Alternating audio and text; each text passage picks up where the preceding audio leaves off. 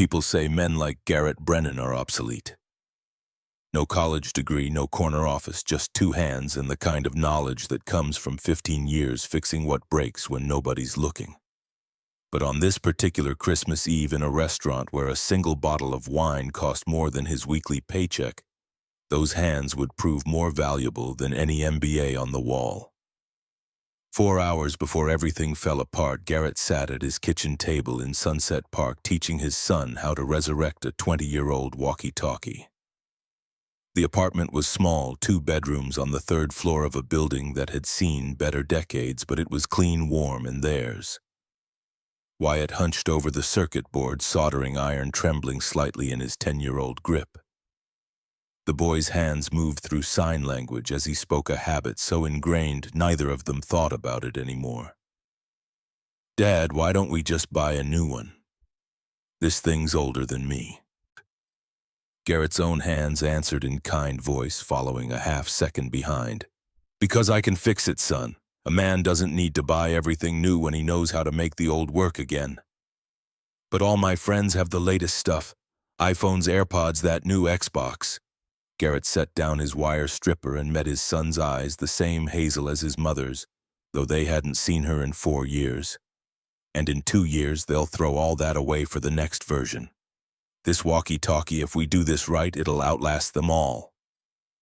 Wyatt considered this, his face settling into that serious expression that made him seem far older than his years. "So you're saying value isn't about what's newest. Value's about what lasts, about what you can depend on when everything else fails." The words hung between them like a promise. Garrett had learned this lesson the hard way in a hospital room 5 years ago when his son's world had gone silent. The memory still lived in his chest, sharp-edged and permanent. Wyatt at 5 years old, falling from the playground equipment, the sickening crack of skull against metal, and then 6 months of watching his boy navigate a world he could no longer hear.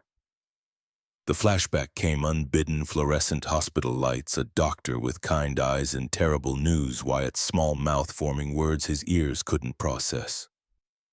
Garrett had sat beside that bed every night, his own helplessness a weight crushing his ribs, and made a choice. If his son couldn't hear him, he would learn a new language. Every night after double shifts, every weekend between jobs, he'd practice sign language until his fingers cramped and his brain felt like mush.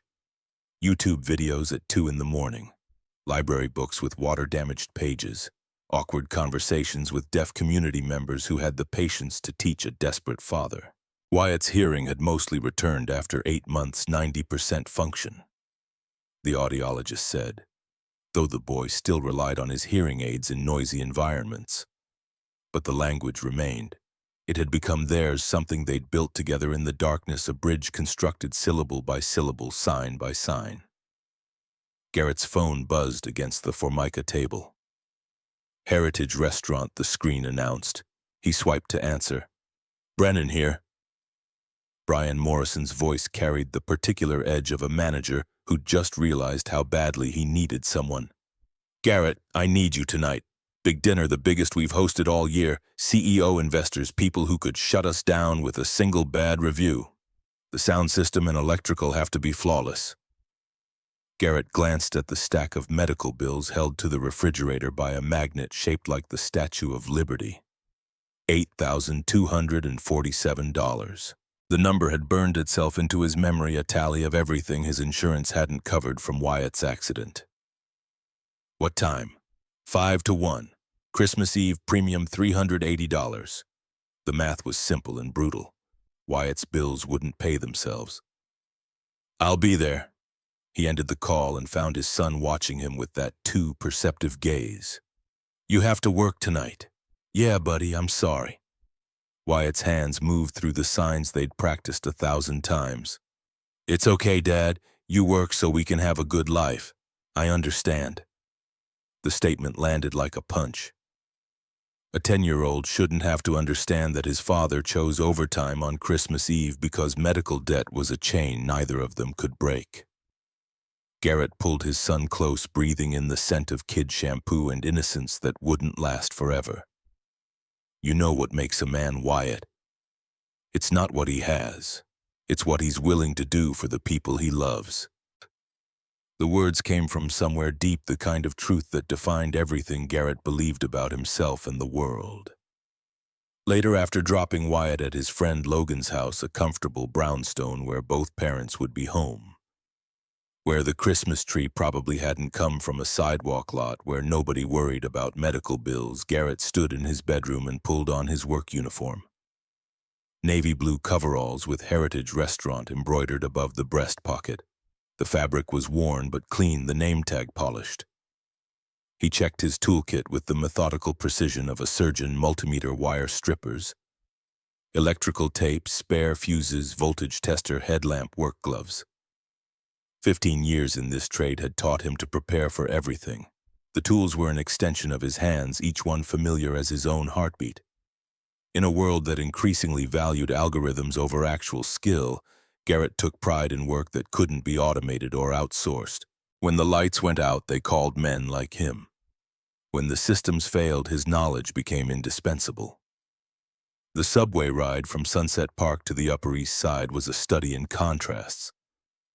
Garrett watched the neighborhoods transform through the window from working-class Brooklyn to the glittering wealth of Manhattan.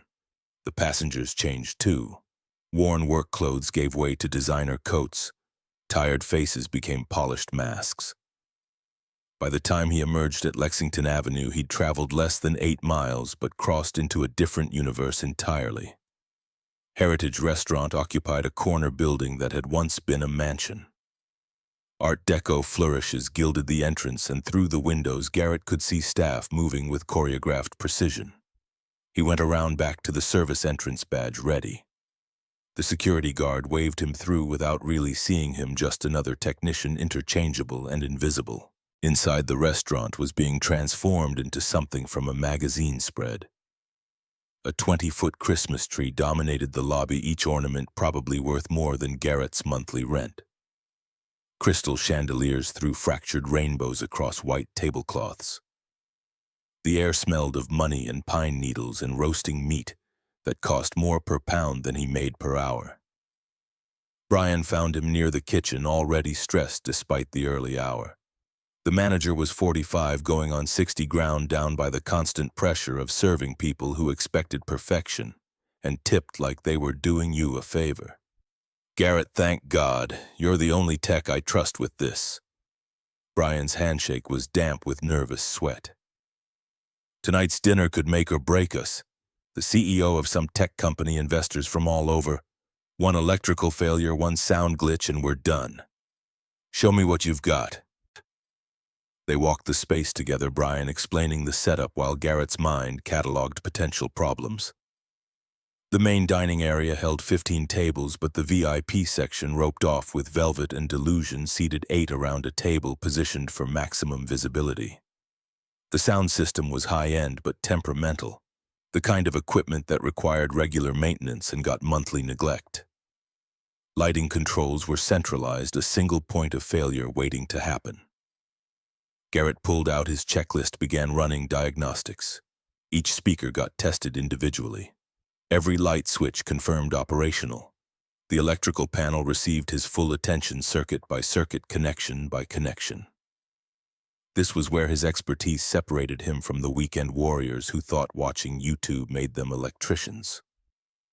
He could read a panel the way some people read faces, interpreting voltage drops and load distribution like a language only he spoke. At 6:15, he opened the main panel for routine verification.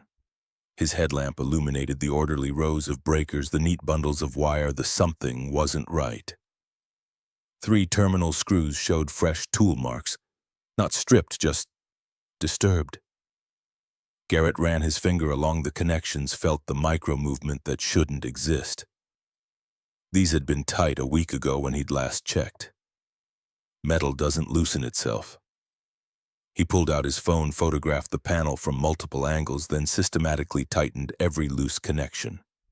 Probably just vibration from the HVAC system, or maybe whoever did the last kitchen renovation had gotten careless. Still, the wrongness of it nagged at him.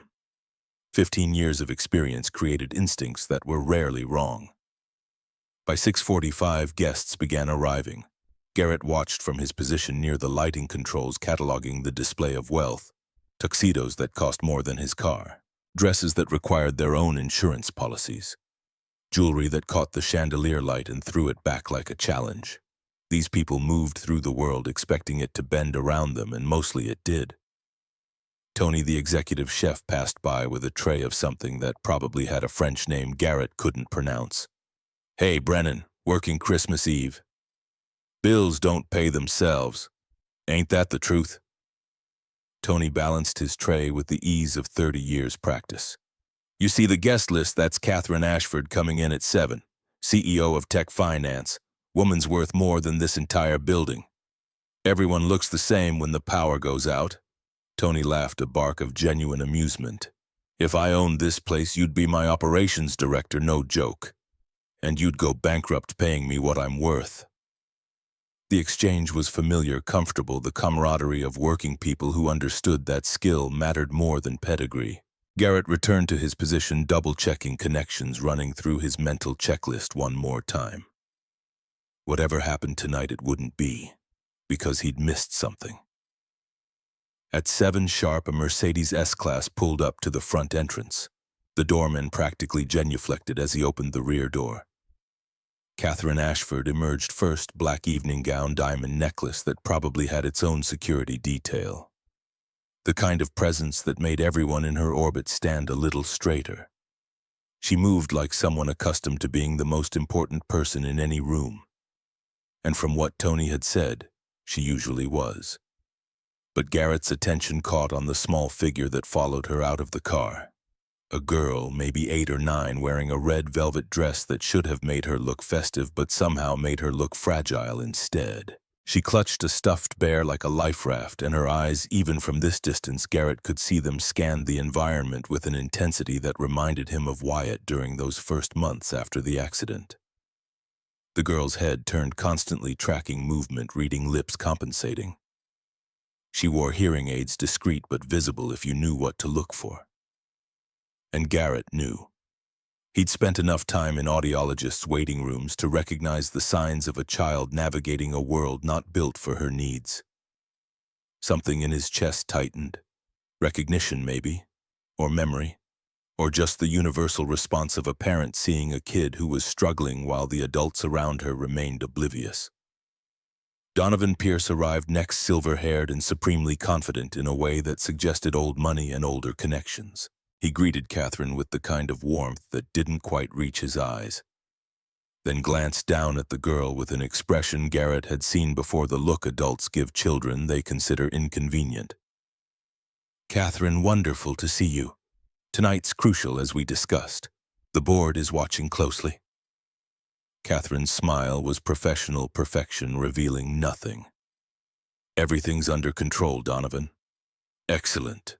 Though perhaps," he gestured vaguely at the girl, "would a quieter environment be better for Nora stays with me." The words were polite but final, closing the conversation before it could fully form. Garrett filed the exchange away, something political happening here, some undercurrent he didn't fully understand. Not his business. He was here to keep the lights on and the speakers functional, nothing more. But he couldn't stop watching the girl Nora. The way she flinched when someone laughed too loud. How her fingers tightened on the stuffed bear every time the ambient noise level increased. She was drowning in sensation, overwhelmed by input her brain couldn't process into meaning, and nobody seemed to notice. Simone Blake, a woman in her 30s with the sharp efficiency of a professional handler, appeared at Catherine's elbow. Her voice was low, but Garrett's position near a speaker pickup let him hear every word. 15 minutes at the main table for photographs. Then we moved Nora to a side table with Julia. Perfect optics, minimal risk." Catherine's jaw tightened fractionally, but she nodded. "Understood. Risk." They were calling the kid a risk. Garrett felt anger flare hot and immediate in his gut. This child wasn't a problem to be managed. She was a person struggling in an environment designed for everyone except her. The VIP table filled quickly. Thaddeus Monroe commanded immediate attention, 62 years old with steel blue eyes and the kind of presence that suggested he'd built his fortune through sheer force of will. The other investors arranged themselves with the careful choreography of people accustomed to power. Margaret Brennan, venture capital shark in designer heels. Lawrence Torres, real estate mogul with a smile like a threat. Susan Wright, tech industry veteran who'd outlasted 3 generations of Silicon Valley upstarts. Nora was seated beside her mother in a chair too large for her frame. Her feet didn't touch the ground. The table height forced her to crane her neck to see faces, making lip-reading nearly impossible. Around her, conversations exploded in multiple directions: market volatility, quarterly projections, board dynamics, the endless narcissism of people who mistook money for importance. The girl's hearing aids picked up everything and translated it into incomprehensible noise. Garrett could see it in her face, the way her eyes unfocused, slightly overwhelmed by stimulus that provided no information. She was trapped in a prison of sound that meant nothing, surrounded by people who could communicate effortlessly while she remained isolated by her own biology. Catherine was presenting to Monroe, animated and confident in her element. Charts appeared on a tablet. Hand gestures emphasized points about growth trajectories and market positioning. She was brilliant. Garrett could see that even without understanding the content. Every inch the CEO commanding respect through sheer competence and preparation. But her hand rested on the table 6 inches from her daughter's, and that distance might as well have been miles. Catherine's focus was entirely on the deal, on the presentation, on everything except the child beside her. Occasionally she'd pat Nora's hand. An absent gesture, automatic and meaningless. The kind of touch that acknowledged presence without providing connection. Garrett knew that feeling. He'd been that parent once, physically present but mentally absent, too consumed by crisis management to see what his son actually needed. The similarity made him ache. At 7:26, Nora stood up. Just stood so quietly that nobody noticed. The adults were too engaged in their conversations, their negotiations, their performance of importance. The girl clutched her bear and walked away from the table, heading toward the dimmer corridor that led to the restrooms and service areas. Still nobody noticed, except Garrett. His first instinct was professional: notify a manager, let them handle it. But something stopped him. The girl's body language spoke volumes. This wasn't a child who was lost. This was a child who had chosen exile over chaos, who had decided that being alone was better than being surrounded by people who couldn't understand her. He followed at a distance, keeping her in sight. The hallway grew quieter as they moved away from the dining room, the ambient noise dropping to manageable levels. Nora found a corner near a door marked "Maintenance, Staff Only," and simply stopped. Stood there, breathing deep, letting her nervous system settle. The bear was clutched so tightly her knuckles had gone white. Garrett approached slowly, making sure she could see him coming. Sudden movements scared kids, especially kids who'd learned the world was unpredictable. He knelt to bring himself to her eye level, something he'd learned from countless interactions with Wyatt, a way of saying, "I see you as an equal," without using words. Then he did something that would change everything. He placed his hand over his heart and signed, "Hello, are you okay?" The girl's eyes went wide. Actually wide, her whole face transforming from wary resignation to shocked hope in the space of a heartbeat. She stared at his hands like they were performing magic, like they'd just spoken a language she'd thought only existed in dreams. Her own hands moved, trembling slightly, forming words in American Sign Language. You understand me." Garrett smiled, kept signing, letting his voice follow for his own benefit. "Yes, I understand you." The girl's face crumpled and reformed, cycling through emotions too fast to name. Then she started signing rapidly, words tumbling out like water from a broken dam. "Nobody here speaks my language. Nobody ever does. Are you real? Is this real?" "I'm real. My name is Garrett. What's yours?" "Or Nora, do you work here?" "I do. I fix things when they break, lights, sounds, anything electrical." Nora processed this, her sharp mind visible in her eyes. "Can you fix loneliness?" The question hit like a fist to the solar plexus. 8 years old and already carrying that particular weight, that specific knowledge that isolation could exist in a crowded room. Garrett had to swallow hard before answering. "I can't fix it, but maybe I can make it smaller." Tell me what's wrong. And she did, signed about the noise that hurt her ears through the hearing aids. How everything became distorted and painful. About feeling invisible even when people looked right at her. About her mother being always busy, always focused on something more important than learning to sign. About the way conversations happened around her, never including her like. She was a piece of furniture everyone had agreed to ignore. Mom loves me, Nora signed, her small hands fierce with conviction. I know she does, but she doesn't understand me. It's like we're standing next to each other but separated by an ocean and neither of us knows how to swim. Maybe she wants to understand but doesn't know where to start. Did you learn sign language for someone? Garrett pulled out his phone, showed her a photo of Wyatt. My son, 5 years ago he had an accident. Couldn't hear for several months. The worst part wasn't that he couldn't hear my voice. It was that I couldn't reach him. We were together but completely apart. He swiped to another photo, both of them in a hospital room practicing signs with flashcards, frustrated and determined in equal measure. Learning this language gave me my son back. It saved our relationship. Nora studied the image with an intensity that suggested she was memorizing it, saving it for later contemplation. I wish my mom wanted to learn like you did. Maybe she needs someone to show her it's possible, to show her it's worth the work. Something shifted in Nora's expression, a flower opening toward light. She signed the word friend with careful deliberation, making it a question. Garrett repeated the sign back, making it an answer. Friend. Her smile transformed her entire face. Not the careful, controlled expression she'd worn at dinner, but something genuine and unguarded, pure jig at being understood, at being seen. The sound of her laughter echoed in the hallway, clear and bright and utterly without self-consciousness. That sound would change everything, though neither of them knew it yet. Sometimes the most important conversations happen in silence, because silence can speak volumes when someone finally learns to listen. Garrett spent the next 10 minutes teaching Nora basic signs, their hands moving through the vocabulary of connection. This is thank you. This is brave, and that's what you are. This is help. This is safe. Nora practiced each one with the quick absorption of a child whose brain was primed for language acquisition. She was hungry for this, starved for communication that came naturally instead of through constant translation and compensation.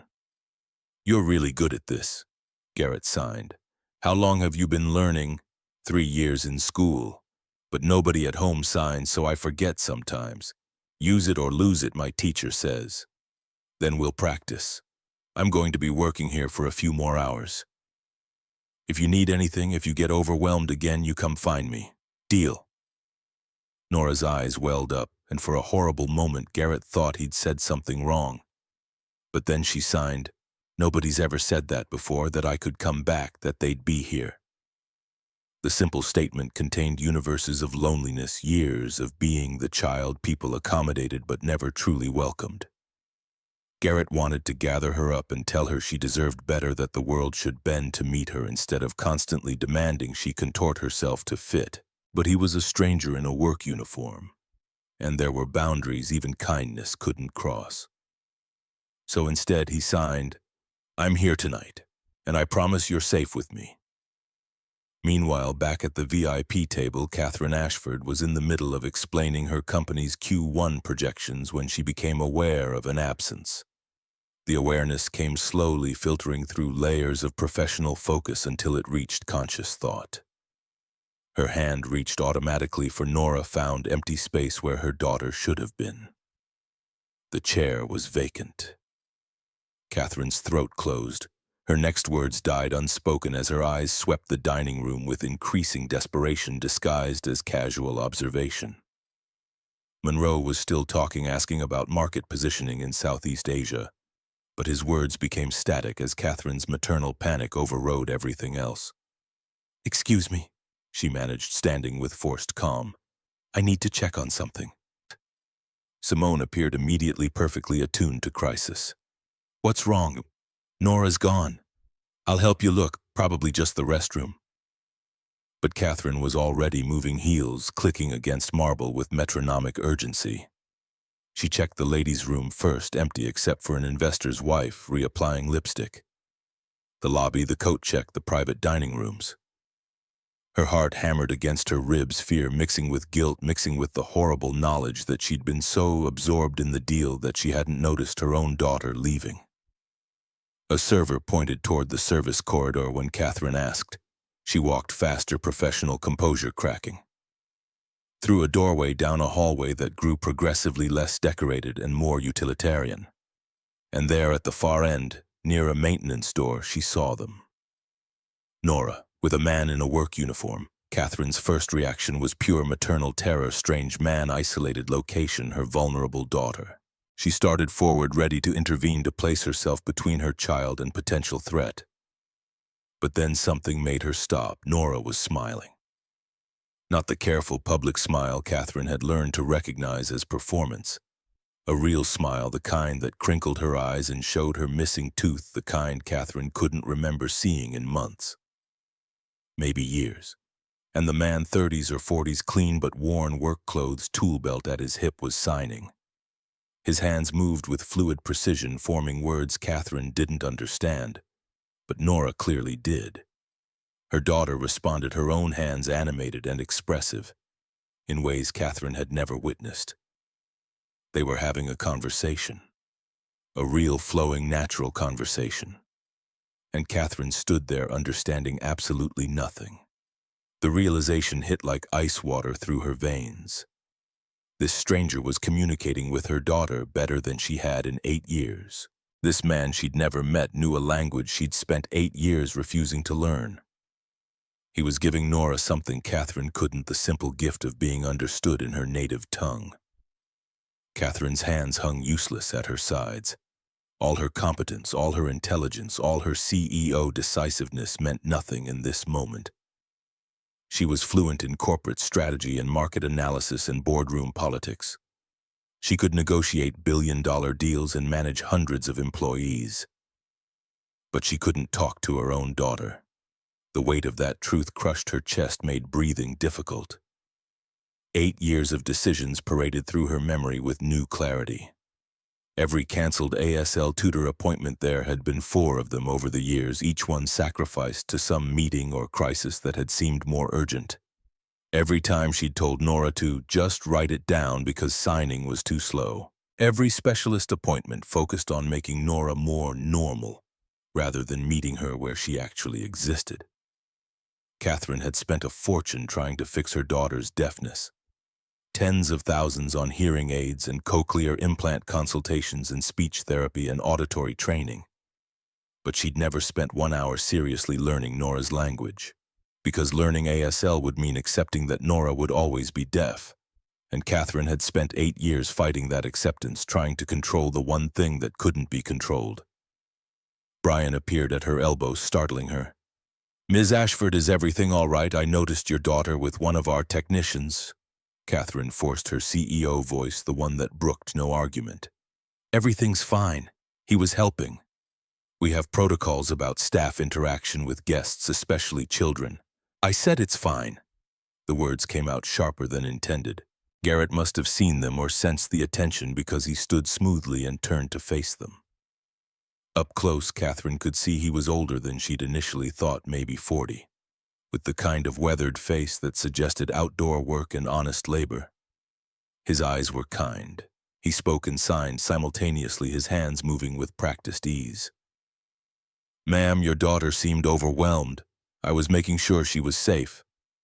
Brian's expression suggested he was preparing to intervene to enforce those protocols he'd mentioned. Catherine made a split-second decision based on nothing but instinct and the memory of Nora's genuine smile. "Thank you, Mr. Brennan, Garrett Brennan. Mr. Brennan, I appreciate you looking after Nora. She does have difficulty in crowded environments." An awkward silence stretched between them. Catherine desperately wanted to ask what they'd been talking about. Wanted to join the conversation, wanted to connect with her daughter the way this stranger had managed in mere minutes. But she didn't know the language. Literally didn't know it. And that ignorance was a chasm she couldn't cross. Simone materialized with impeccable timing and terrible interruption. Catherine Monroe is asking for you. We're ready to discuss final terms. The pull of two worlds, the one she'd built through 15 years of relentless work, and the one she'd failed to build with her daughter. Catherine looked at Nora, saw her daughter's body language, the way she was oriented toward Garrett rather than toward her own mother. The way she seemed smaller somehow when Catherine appeared, like she was preparing to take up less space. Sweetheart, I need to go back to the table. Will you stay here for a few minutes? Nora's nod was resigned, expected. She'd clearly learned not to hope for more than fragments of her mother's attention. Garrett spoke up before Catherine could spiral further into guilt. There's a quieter break room down this hallway, ma'am. Less noise, more comfortable. I could show her if that's all right. It should have set off every parental alarm. Letting her daughter go with a stranger to an isolated location violated every safety rule Catherine had ever learned. But something in Garrett's eyes, or maybe something in the way Nora trusted him, instantly overrode those concerns. Please, that would be... Thank you. Catherine returned to the VIP table, but everything had shifted.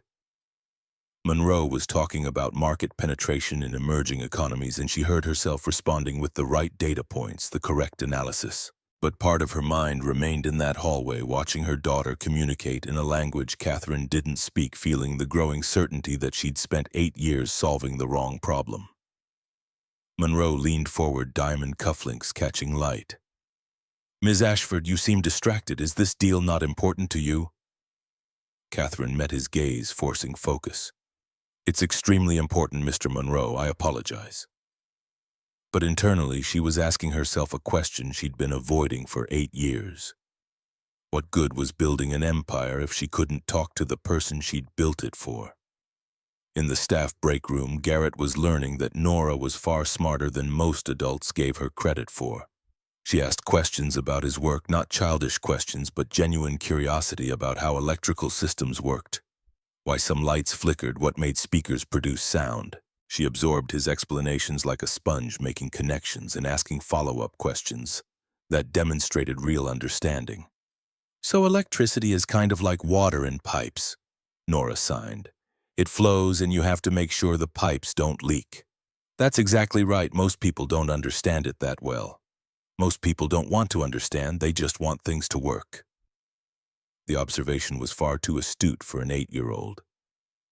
Garrett wondered what other insights Nora had developed through years of watching people who thought she couldn't fully comprehend the world around her.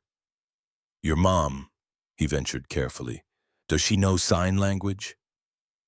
Nora's face fell. No. She tried to learn once, I think, but she was too busy. She's always too busy. Being a CEO is demanding. I know, I'm not stupid. The signs were sharp, almost angry. I know her work is important, but sometimes I think, if I could hear, she'd have more time for me. If I was normal, I wouldn't be so much trouble. Garrett's radio crackled before he could respond, Brian's voice requesting a sound check in the main dining room. Duty called, pulling him back to the job he was actually being paid to perform. He signed to Nora, I have to work now. But you can stay here if you want or come watch what I do, your choice. Nora's eyes lit up. Can I really come? As long as you stay close and don't touch anything, safety first. They returned to the dining area together, and Garrett tried to ignore the stares the wealthy guests, wondering why a maintenance worker had a child in tow, the judgment implicit in their expressions. But Nora seemed oblivious to the scrutiny, fascinated instead by Garrett's explanation of the sound system's mixer board and equalization controls. He was showing her how frequency adjustments worked when the universe decided to remind him that nothing stays stable for long. The feedback started as a whine, rapidly escalating to a shriek that made every person in the restaurant cover their ears. For Nora, with her hearing aids amplifying the sound directly into her ear canals, it was torture. She dropped to her knees, hands clamped over her ears, face contorted in agony. Garrett moved on pure instinct, scooped Nora up, turned his body to shield her from the speakers, and ran for the main audio control while signing frantically with one hand. Take out your hearing aids now. Close your eyes. He reached the power switch and killed everything. Blessed silence descended, broken only by confused murmurs and the distant clatter of dropped silverware. Then the lights flickered once, twice, 3 times before dimming to emergency backup mode. The entire restaurant sat in semi-darkness, Christmas tree lights guttering, chandelier reduced to a fraction of its glory. Monroe's voice cut through the chaos, irritated and imperious. "What kind of establishment is this?" Garrett barely heard him. His entire focus was on the sobbing child in his arms, on making sure she was okay, on getting her somewhere safe, while he figured out what had just catastrophically failed. Catherine appeared out of the gloom, reaching for her daughter with desperation written across her features. "Nora, baby, are you okay? Are you hurt?" But Nora couldn't hear her mother's questions, had removed her hearing aids as instructed, and Catherine didn't know how to sign them. Garrett found himself in the strange position of translator, signing Catherine's words to Nora and voicing Nora's signed responses back to her mother. "She's not hurt, scared, overwhelmed, ears ringing, but not injured." Catherine's face crumpled slightly before she caught herself reconstructing her CEO mask. "What happened?" "System failure. I need to check the electrical panel immediately. You need to stay away from my daughter." The accusation stung, particularly because Garrett understood where it came from. But Nora was signing frantically, and Garrett translated, "He didn't hurt me. He helped me. He made it stop hurting." Catherine stared at her daughter's moving hands, comprehending nothing. The expression on her face was devastating, a mother rendered mute before her own child, unable to understand the most basic communication. For a moment, Garrett saw past the CEO to the human being underneath, and what he saw was someone drowning in her own choices. Brian was hovering, panicked. "Garrett, can you fix this? Give me 10 minutes. He made sure Nora was secure in Catherine's arms, the handoff gentle but definite, and headed for the electrical room at a run. Behind him, he heard Nora signing something, heard Catherine's frustrated voice. "I don't understand, sweetheart. I don't understand." The electrical panel told a story, and it wasn't a good one. Garrett's headlamp illuminated the damage. Multiple wires deliberately loosened one circuit breaker, wedged partially open with what looked like a metal shim, burn marks indicating intentional overload. This wasn't equipment failure or poor maintenance. This was sabotage. Someone had wanted tonight to fail. Someone had deliberately engineered this chaos, timing it for maximum impact during the most important dinner Heritage had hosted all year. The fingerprints in the dust on the panel cover were recent, the disturbance pattern clear even in inadequate light. Garrett documented everything with his phone's camera, then shifted into repair mode. Bypassing damaged circuits, rerouting power through backup systems, replacing blown fuses, testing loads before restore.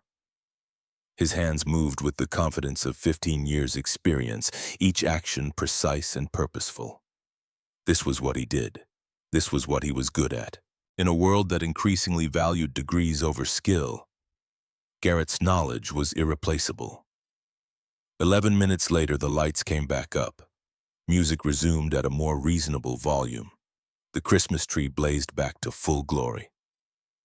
Polite applause rippled through the dining room, though the damage to the evening's atmosphere had already been done.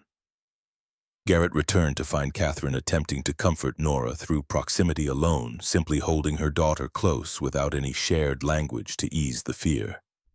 Several investors were preparing to leave, checking watches and making excuses.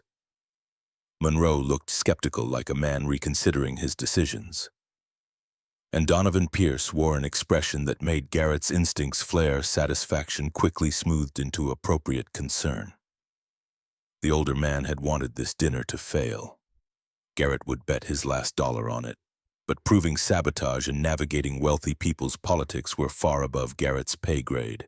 He was here to fix electrical systems, nothing more. His job was done. In an hour, he'd collect his overtime pay and return to his real life. Except when he looked at Nora still trembling in her mother's arms, he knew he couldn't just walk away. That kid deserved better than a world that couldn't speak her language. And her mother, CEO or not, deserved a chance to learn. What Garrett didn't know, couldn't know, was that the worst of the night was still coming. The real test hadn't even begun. In the staff break room, Garrett was discovering that Nora possessed the kind of intelligence most adults underestimated on sight. She asked questions about electrical systems, not childish questions, but genuine curiosity about cause and effect, about how invisible forces became visible results. Her hands shaped inquiries with the precision of someone who'd learned that communication required effort, that every word mattered because every word might be the last one someone bothered to understand. So electricity is like water through pipes. Her signs were careful, deliberate. It flows from high pressure to low pressure. Exactly right. Most adults never understand it that clearly. Most adults don't want to understand. They just want things to work. The observation carried weight beyond her 8 years, the kind of insight that came from watching people take for granted what she could never assume. Garrett's radio crackled with Brian's voice requesting his presence at the soundboard. The dining room needed him, the job needed him, the wealthy people who paid his salary needed their entertainment systems functioning properly. Duty pulled at him with insistent fingers, but he found himself reluctant to leave this conversation, this connection with a child who reminded him so much of his own son during those dark months of isolation. I have to work now, but you can come with me if you want. See how everything operates, your choice. The transformation was immediate. Nora's entire posture changed from defensive crouch to eager attention, her hands practically vibrating with excitement. Really, I can watch? As long as you stay beside me and keep your hands to yourself unless I say otherwise. Professional sites have safety rules for good reasons. They returned to the dining area where wealth and anxiety mixed into volatile atmosphere. The power restoration had salvaged the evening's technical aspects, but the psychological damage lingered like smoke after fire. Garrett positioned himself at the soundboard, running diagnostics while explaining each step to Nora. She absorbed information like a sponge drinks water, asking questions that demonstrated genuine comprehension rather than polite interest. Several guests stared at them. The maintenance worker with a child in tow violated some unspoken protocol of class boundaries, some assumption about who belonged in spaces where money flowed like champagne. But Garrett had stopped caring about those judgments years ago. His ex-wife's voice still echoed, sometimes telling him he lacked ambition, that he should want more than honest work and a paycheck that kept the lights on. But Wyatt had taught him that ambition came in different forms, that providing stability and love mattered more than climbing ladders that led nowhere he wanted to go. He was adjusting frequency response, showing Nora how the equalizer affected different ranges of sound when the universe served up its second crisis of the evening. The feedback began as a low whine, barely perceptible at first. Then it escalated, climbing through frequencies with malicious speed until it became a shriek that could shatter glass and sanity in equal measure. Every person in Heritage Restaurant clamped hands over ears, faces contorting in pain. Wine glasses vibrated on tables, the sound waves making liquid shimmer and dance. The Christmas tree's ornaments hummed in sympathetic resonance, creating an unholy chorus of suffering. For Nora, the agony was magnified 1,000-fold. Her hearing aids amplified the sound directly into ear canals already sensitized by previous trauma. She collapsed as if struck, hands pressed so hard against her head that her fingers went white, mouth open in a scream nobody could hear beneath the feedback's assault. Garrett moved without thought, operating on instinct honed through 5 years of responding to his son's needs. He scooped the girl up, turned to shield her from the speaker arrays, and sprinted toward the main power control while his free hand signed frantically. Hearing aids out, close your eyes, count backwards from 100. His fingers found the emergency cutoff. Silence crashed down like a physical force, shocking in its completeness, the sudden absence of noise almost as disorienting as the noise itself. Then lights flickered once, twice, 3 times in rapid succession, before the entire electrical system surrendered.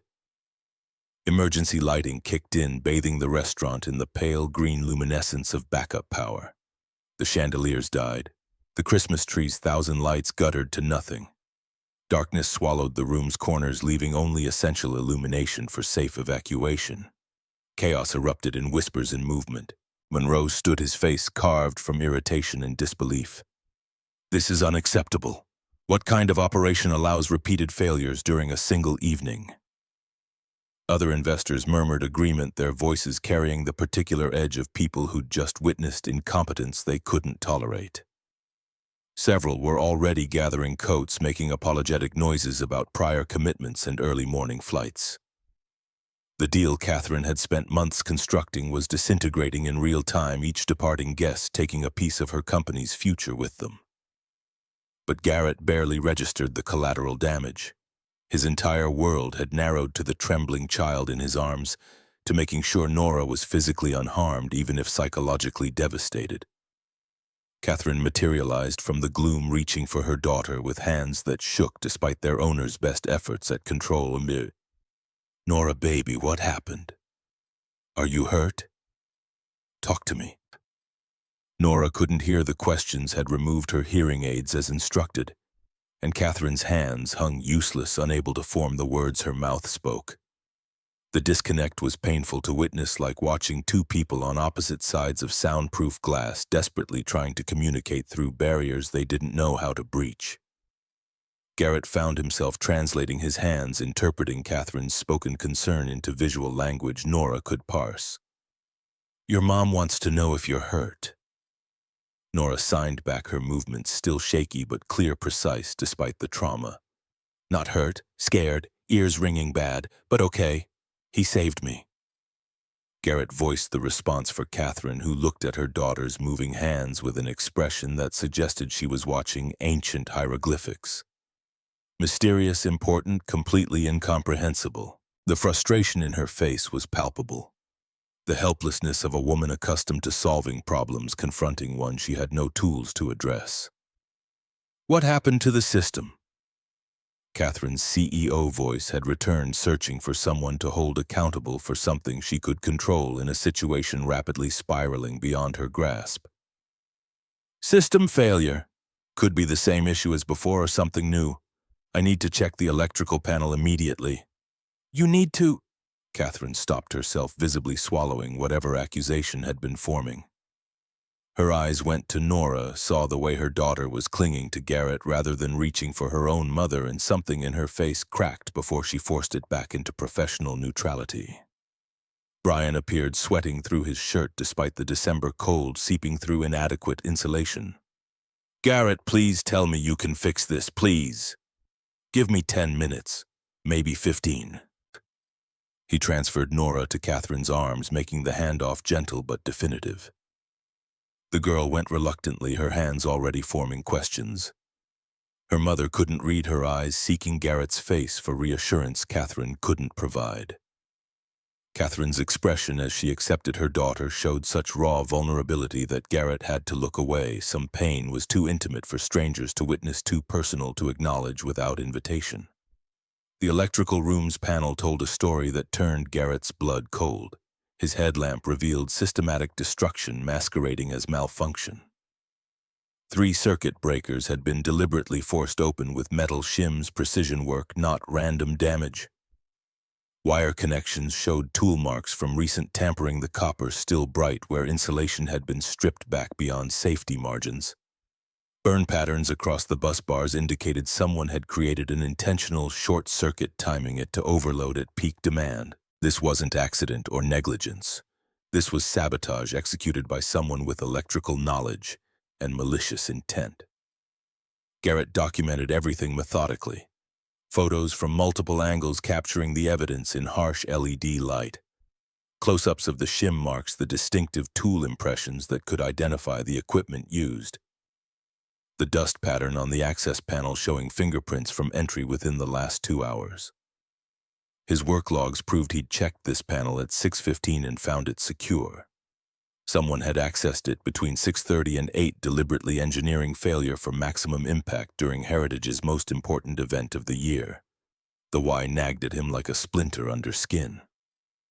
Random vandalism seemed unlikely in a restaurant this exclusive, with security protocols and employee vetting and the kind of clientele that demanded safety. Competitor sabotage possible but overcomplicated. There were easier ways to damage a restaurant's reputation. No, this felt personal, targeted. Someone wanted tonight specifically to fail. Wanted Catherine Ashford's critical dinner to collapse into chaos witnessed by the investors who controlled her company's future. Donovan Pierce's satisfied expression replayed in Garrett's memory. The man had looked pleased when the systems failed, had immediately suggested reconvening another time, had used the crisis to question Catherine's control and competence. Benefit plus opportunity usually equaled motive, but Garrett was a tradesman, not a detective. His job was fixing broken systems, not unraveling corporate conspiracies or playing amateur sleuth in dramas that existed far above his social station.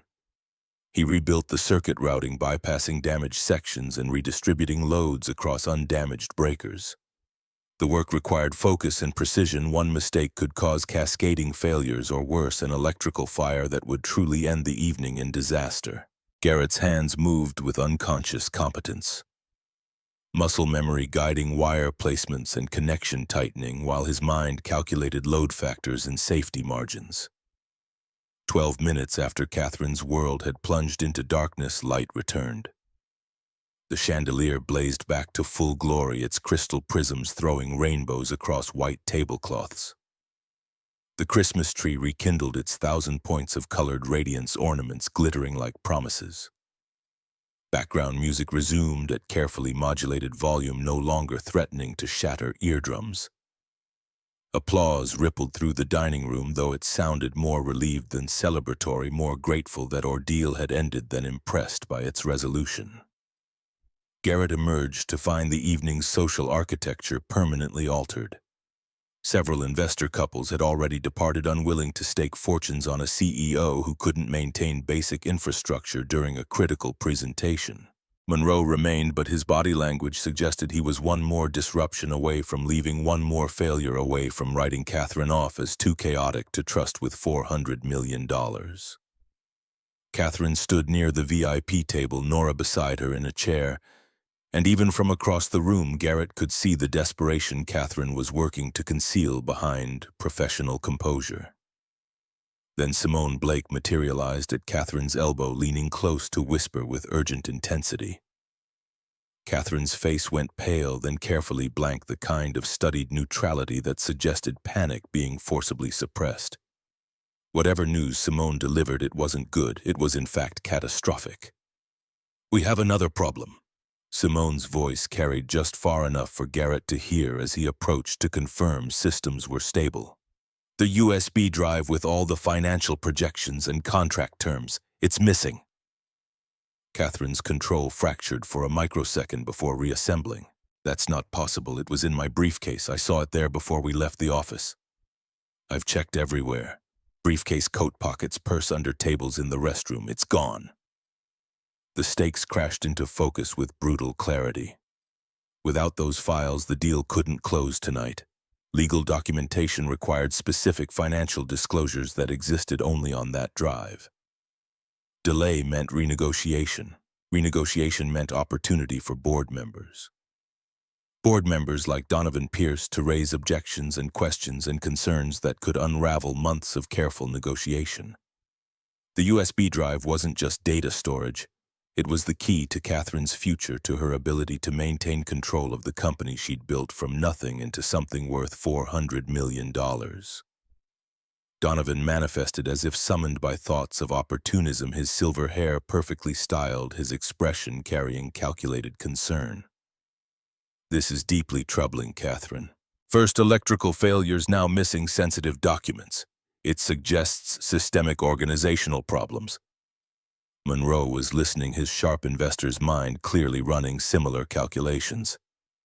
"Perhaps we should indeed reconvene when circumstances are more stable. James, please." Catherine's voice held an edge Garrett hadn't heard before, something raw beneath the CEO polish. "These technical issues don't reflect the fundamentals of the deal. They reflect your ability to manage complex operations under pressure, which is precisely what I'm investing in. If you can't control a dinner party, how can I trust you to control a company?" Simone, whether intentionally or through nervous energy, pushed forward with a suggestion that made Garrett's stomach drop. Should we review security footage, see who had access to the VIP area? Brian pulled up the feed on his tablet, scrubbing through timestamps while Garrett watched with growing dread. The camera showed the service corridor, coat check area, and edges of the VIP section. Various staff moved through frame servers carrying trays, kitchen personnel hustling between stations. The sommelier making his rounds with wine recommendations. And there, time-stamped at 8:07, was Garrett. Visible in the corridor near where bags and coats were stored, visible minutes before the second system failure, visible in exactly the wrong place at exactly the wrong time. Simone's finger stabbed at the screen with prosecutorial precision. That maintenance worker had unrestricted access. He was everywhere tonight. Donovan's voice carried the false concern of someone who'd found exactly what they were looking for. We should question him thoroughly. Due diligence requires it, for everyone's peace of mind.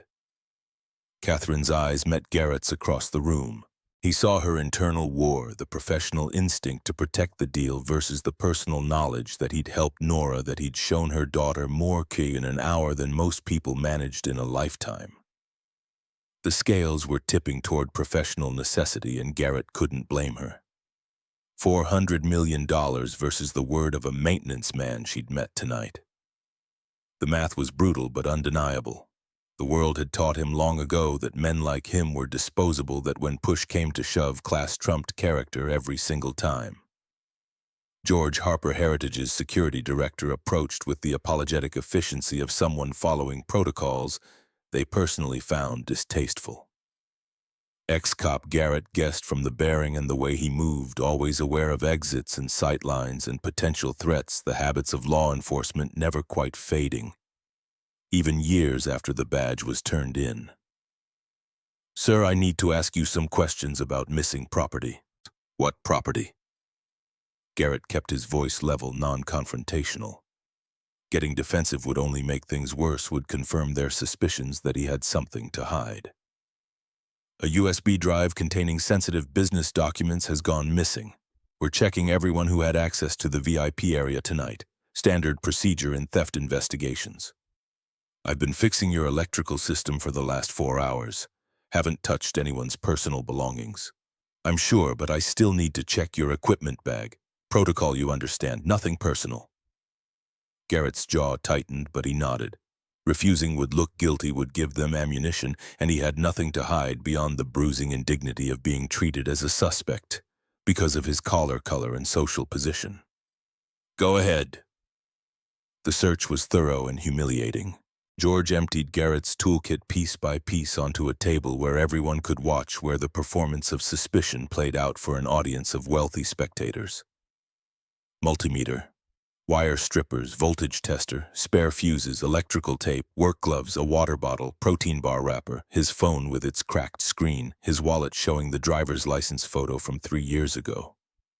When he'd still believed his marriage might survive, when he'd still had hope.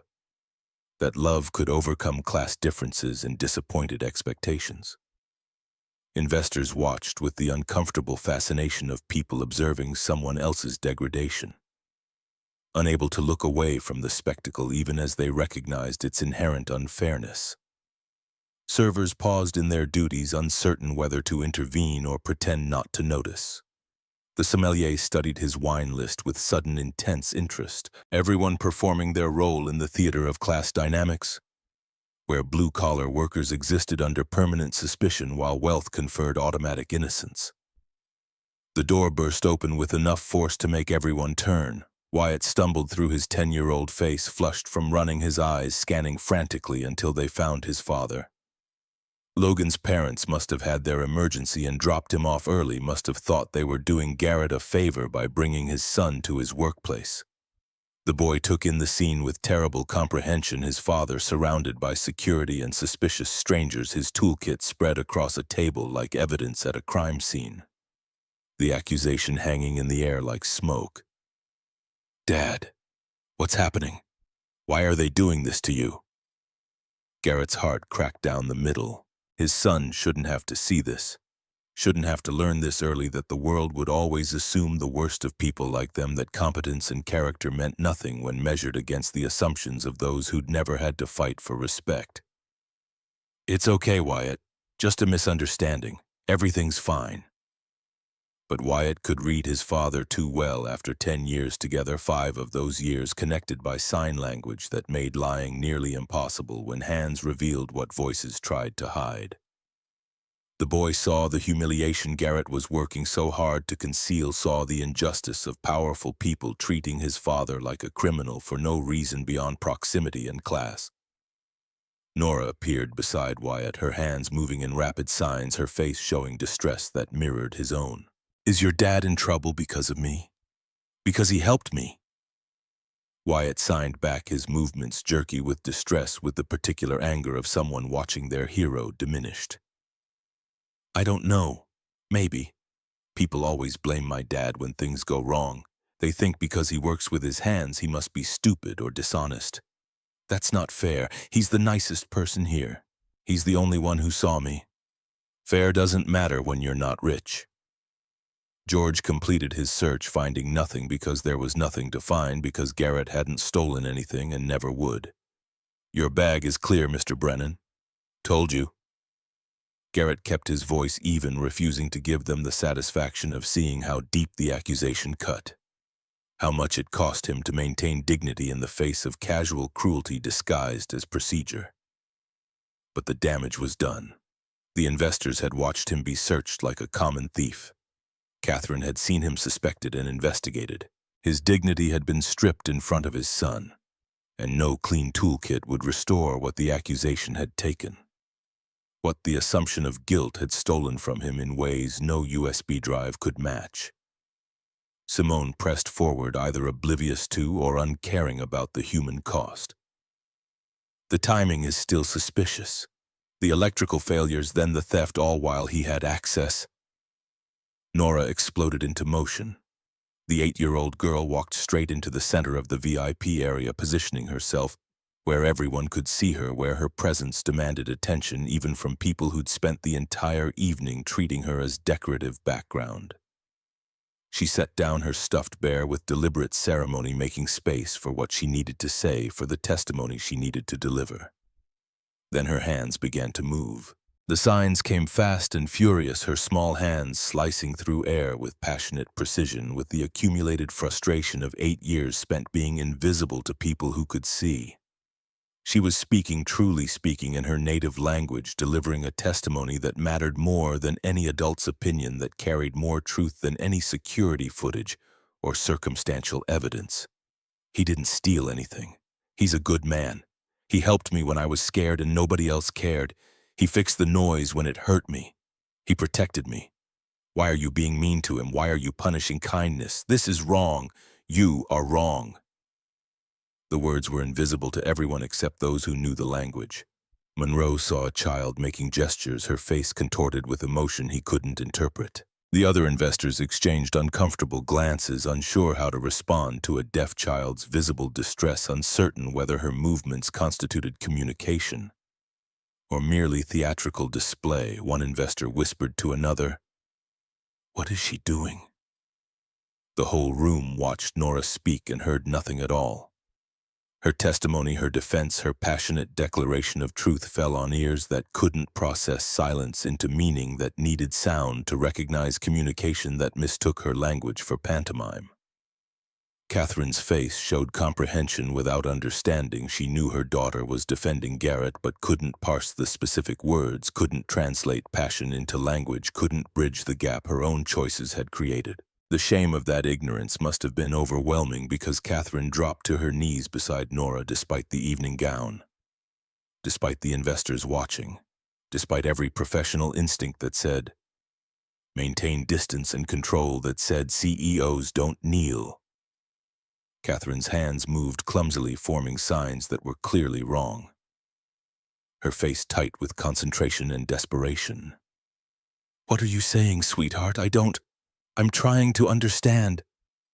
Nora caught her mother's hands, corrected the finger positions, shaped them into proper signs with the patience of someone who'd spent years teaching without recognition.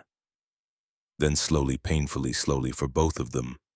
He didn't do bad thing. The simple sentence took 30 seconds to convey.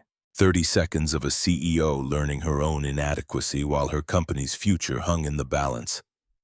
While investors watched and judged and calculated whether this woman could be trusted with their money when she couldn't communicate with her own shit. When Catherine stood and faced the room, her voice carried absolute conviction, the kind of certainty that came from finally understanding what mattered. My daughter just gave testimony. Most of you didn't understand it because she spoke in American Sign Language, a language I should have learned 8 years ago, but didn't, because I was too busy, too focused on everything except what mattered most. She paused, letting the admission settle. She said Mr. Brennan is innocent, that he protected her, that he helped her when she needed help, and I believe her. Donovan scoffed, his carefully constructed sympathy cracking into condescension. Catherine, she's 8 years old. She doesn't comprehend the complexities of corporate espionage, or she comprehends more than anyone here. Catherine's words cut like surgical steel, precise and devastating. She reads people because she has to. She sees truth because lies require sound to hide in, because deception relies on tone and inflection she can't hear. My daughter can't be fooled by smooth voices or persuasive rhetoric.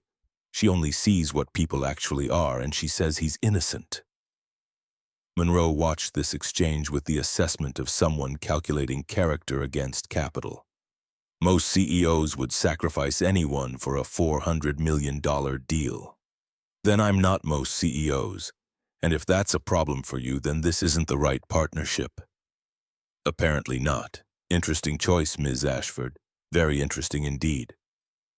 Monroe's expression remained unreadable, his poker face perfected through decades of high-stakes negotiations. Catherine held his gaze without flinching, without the desperate pleading most people in her position would display. My daughter's word matters more than any contract. Her judgment is worth more than any investment. If believing her costs me everything I've built, then I'll start building again tomorrow. But I won't betray her trust. Not for 400 million, not for anything. Real love isn't about finding the easy path. It's about walking the hard path together, even when the cost seems unbearable, even when everything you've worked for hangs in the balance. The room held its breath. Garrett watched his future employment and Catherine's corporate control balance on the edge of a knife made from principle and desperation. Then something unexpected happened. Garrett spoke, his voice carrying the rough authority of someone who'd found evidence rather than theory. Mr. Morrison, may I show everyone something? Brian looked uncertain but nodded. Garrett pulled out his phone, opened the photos he'd taken in the electrical room. The system didn't fail by accident. Someone sabotaged it, deliberately, tonight. He swiped through images explaining what civilians wouldn't understand. These are fresh tool marks. This is a shim wedged to force a circuit open. These burn patterns show intentional overload. I checked this panel at 6:15, everything was secure. Someone accessed it between 6:30 and 8, right before both failures. This wasn't accident or negligence, this was engineered. Catherine's face transformed as she processed implications, as connections clicked into place with the clarity of sudden understanding. Who would sabotage my dinner? Someone who benefits from it failing, someone who wants you to look incompetent in front of investors who control your future, someone who orchestrated chaos to manufacture evidence of poor leadership. The accusation hung unspoken but understood. Everyone's eyes shifted to Donovan Pierce, whose expression had gone carefully neutral. Too neutral, the kind of studied blankness that suggested guilt pretending to be innocence. That's a serious allegation with no evidence connecting it to anyone specifically, Donovan said smoothly, his voice maintaining its polished calm even as his eyes betrayed concern. Sabotage could be random vandalism, a disgruntled employee, competitor, espionage. Pointing fingers without proof is irresponsible and potentially libelous. Garrett wasn't a detective or investigator. His expertise ended at electrical systems and basic human observation. But he'd seen enough job sites and corporate politics to recognize patterns of benefit and blame to understand who gained when others lost. The access panel requires a key. How many people have keys to your electrical rooms, Mr. Morrison? Brian's face went pale as he understood where this was heading. Just me and the facilities manager. And contractors we hire, but they have to sign in at the staff entrance. We keep logs. Check your sign-in log. See if anyone accessed as a contractor tonight. George was already pulling records on his tablet, scrolling through the evening's entries with increasing focus. His finger stopped at a specific line, his expression shifting from professional to grim. Here, signed in at 6:15, electrical contractor referred by Pierce, listed as performing routine maintenance check. The temperature in the room dropped 20 degrees. All eyes swung to Donovan, whose mask finally cracked into something resembling anger mixed with resignation, the expression of someone who'd been outmaneuvered by a maintenance worker with a smartphone and basic deductive reasoning. This proves nothing. Someone could have used my name without authorization. Let's check the security footage from the electrical room. George was already scrubbing through camera feeds, finding angles that covered the utility areas. There, 6:47.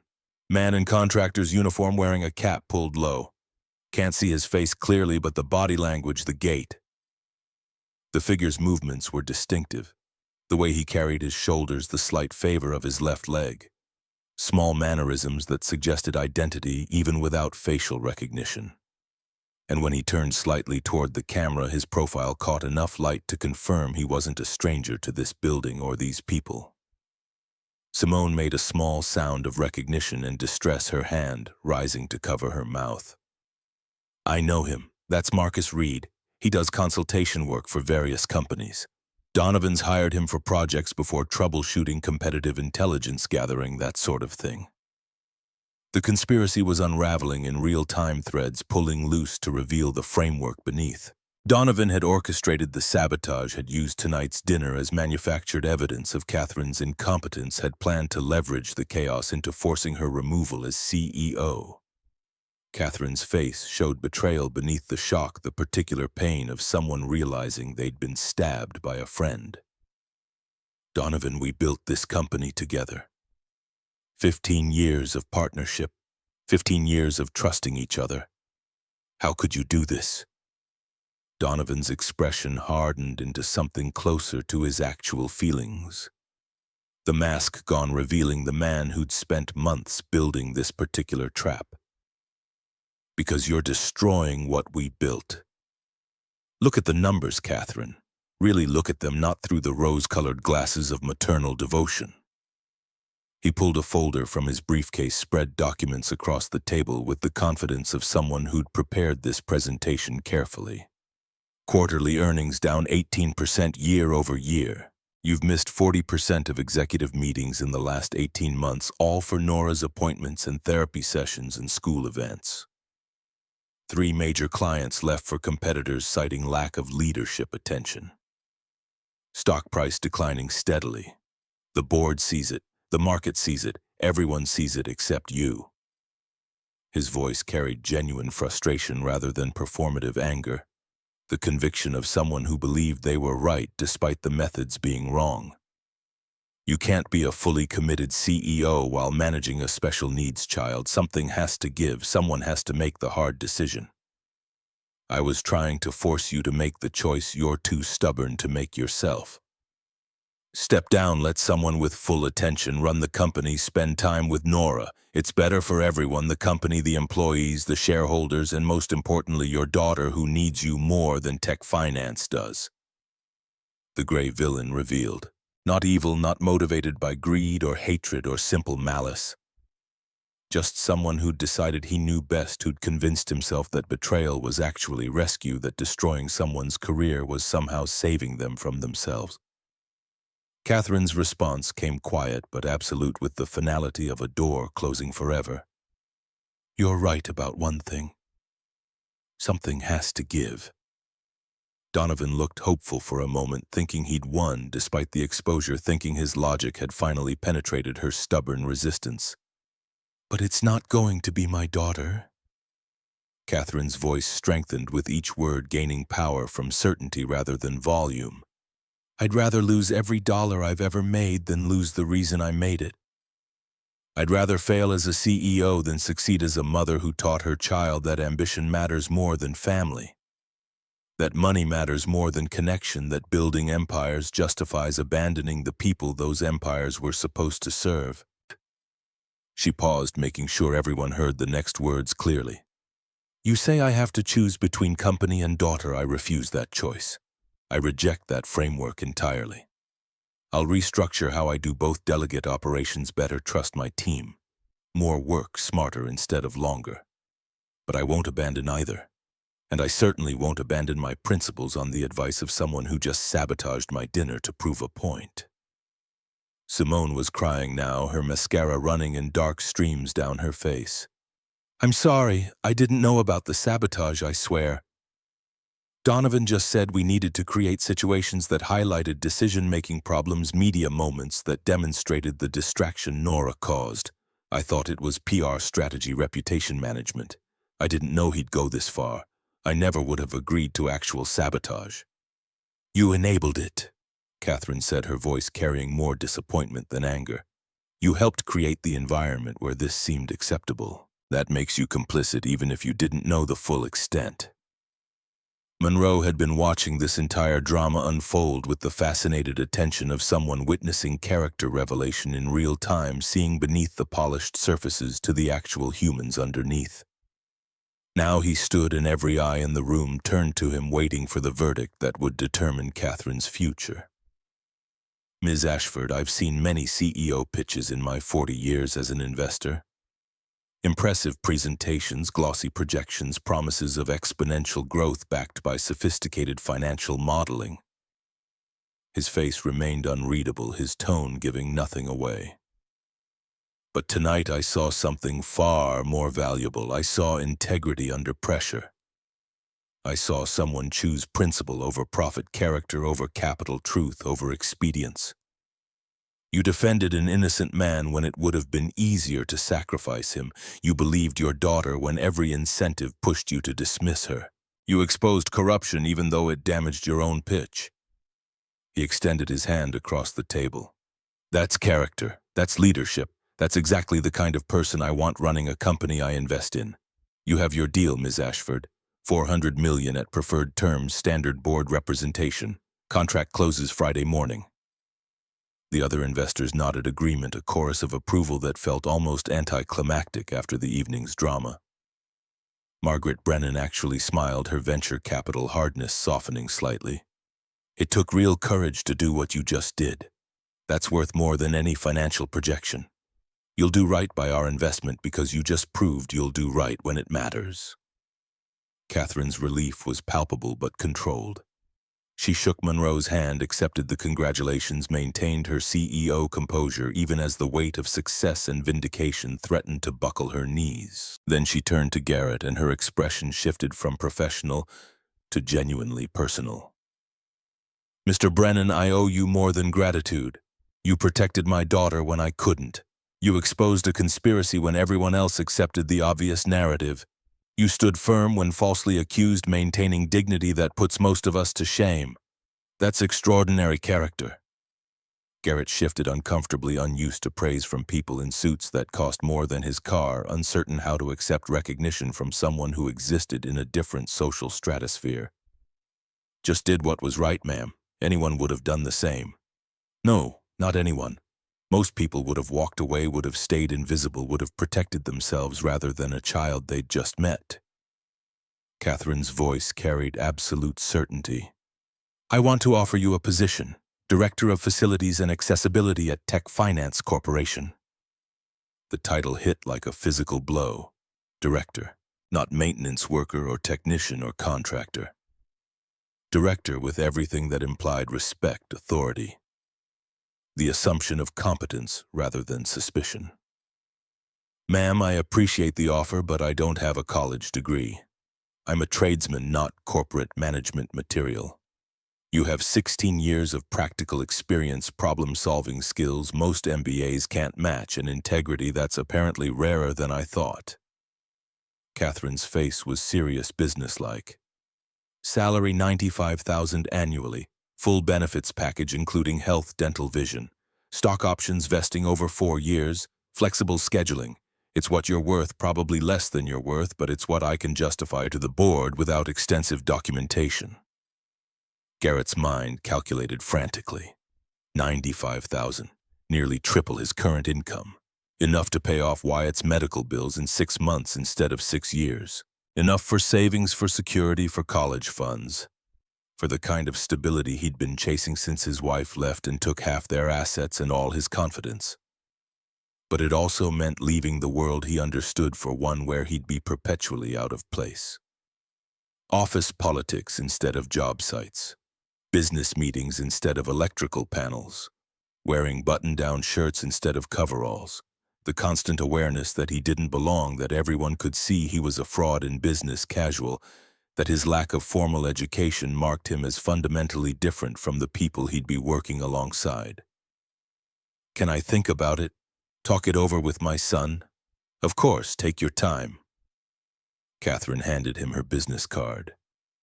Heavy cardstock embossed lettering, the physical manifestation of power and position. Call me Monday with your answer. No pressure either way. The offer stands as long as you need to decide.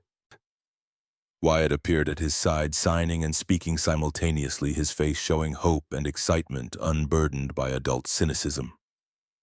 Dad, you should take it. That lady seems nice, and Nora needs people who understand her, plus we could actually save money for once instead of just paying bills. Nora herself was watching Garrett with those two wise eyes, her hands forming a single sign that carried universes of meaning. Please. The weight of expectation and possibility pressed down like atmosphere, making breathing difficult. Garrett had come tonight expecting to earn overtime pay and leave with a few $100 extra. Instead, he'd stopped a corporate coup, defended a child nobody else understood, been accused of theft and vindicated through evidence, and been offered a future he'd never imagined possible for someone like him. He looked at his son, at Nora, at Catherine, whose expression showed hope and vulnerability beneath the CEO mask. Looked at Monroe and the other investors who'd watched an electrician outmaneuver a conspiracy. Looked at his worn toolkit spread across the table, the tools of a trade he'd mastered through hard work rather than formal education. I'll call you Monday morning with my answer. It was Thursday night. That gave him 4 days to decide if he could survive in a world where his hands stayed clean and his work happened in offices instead of utility closets. 4 days to choose between comfortable inadequacy and terrifying possibility. 4 days to determine whether belonging was something he could claim or something that would always elude him regardless of salary or title. But as he gathered his toolkit and prepared to leave, Nora ran over and hugged him fiercely, her small arms wrapped tight around his waist, her hands signed against his chest where he could feel but not see them. Thank you for seeing me. Garrett signed back, his throat tight with emotion he couldn't quite name. Thank you for being brave enough to speak. Catherine watched this exchange without understanding the words. But the meaning was clear enough. Something had begun tonight that went beyond job offers and corporate deals. Some connection had formed between her daughter and this man who spoke her daughter's language, and Catherine's face showed that she knew she needed to learn that language herself if she wanted any hope of being included. The restaurant began emptying as midnight approached. Investors departed with renewed confidence in Catherine's leadership. Staff cleaned up the evening's chaos, their relief palpable that disaster had been averted. Brian thanked Garrett profusely for saving both the technical systems and possibly his job. George apologized for the search, explaining that procedures were procedures, but that he'd never really believed Garrett was guilty. Monroe paused on his way out, shaking Garrett's hand, with genuine respect rather than obligatory politeness. You did good work tonight, Mr. Brennan. Not just the electrical repairs, everything else too. Real skill always rises regardless of where it comes from. If you take Catherine's offer, you'll do well. You've got the kind of intelligence that can't be taught, only recognized. Outside, snow had begun falling again. large flakes drifting through the amber glow of streetlights settling on expensive cars and cracked sidewalks with equal indifference.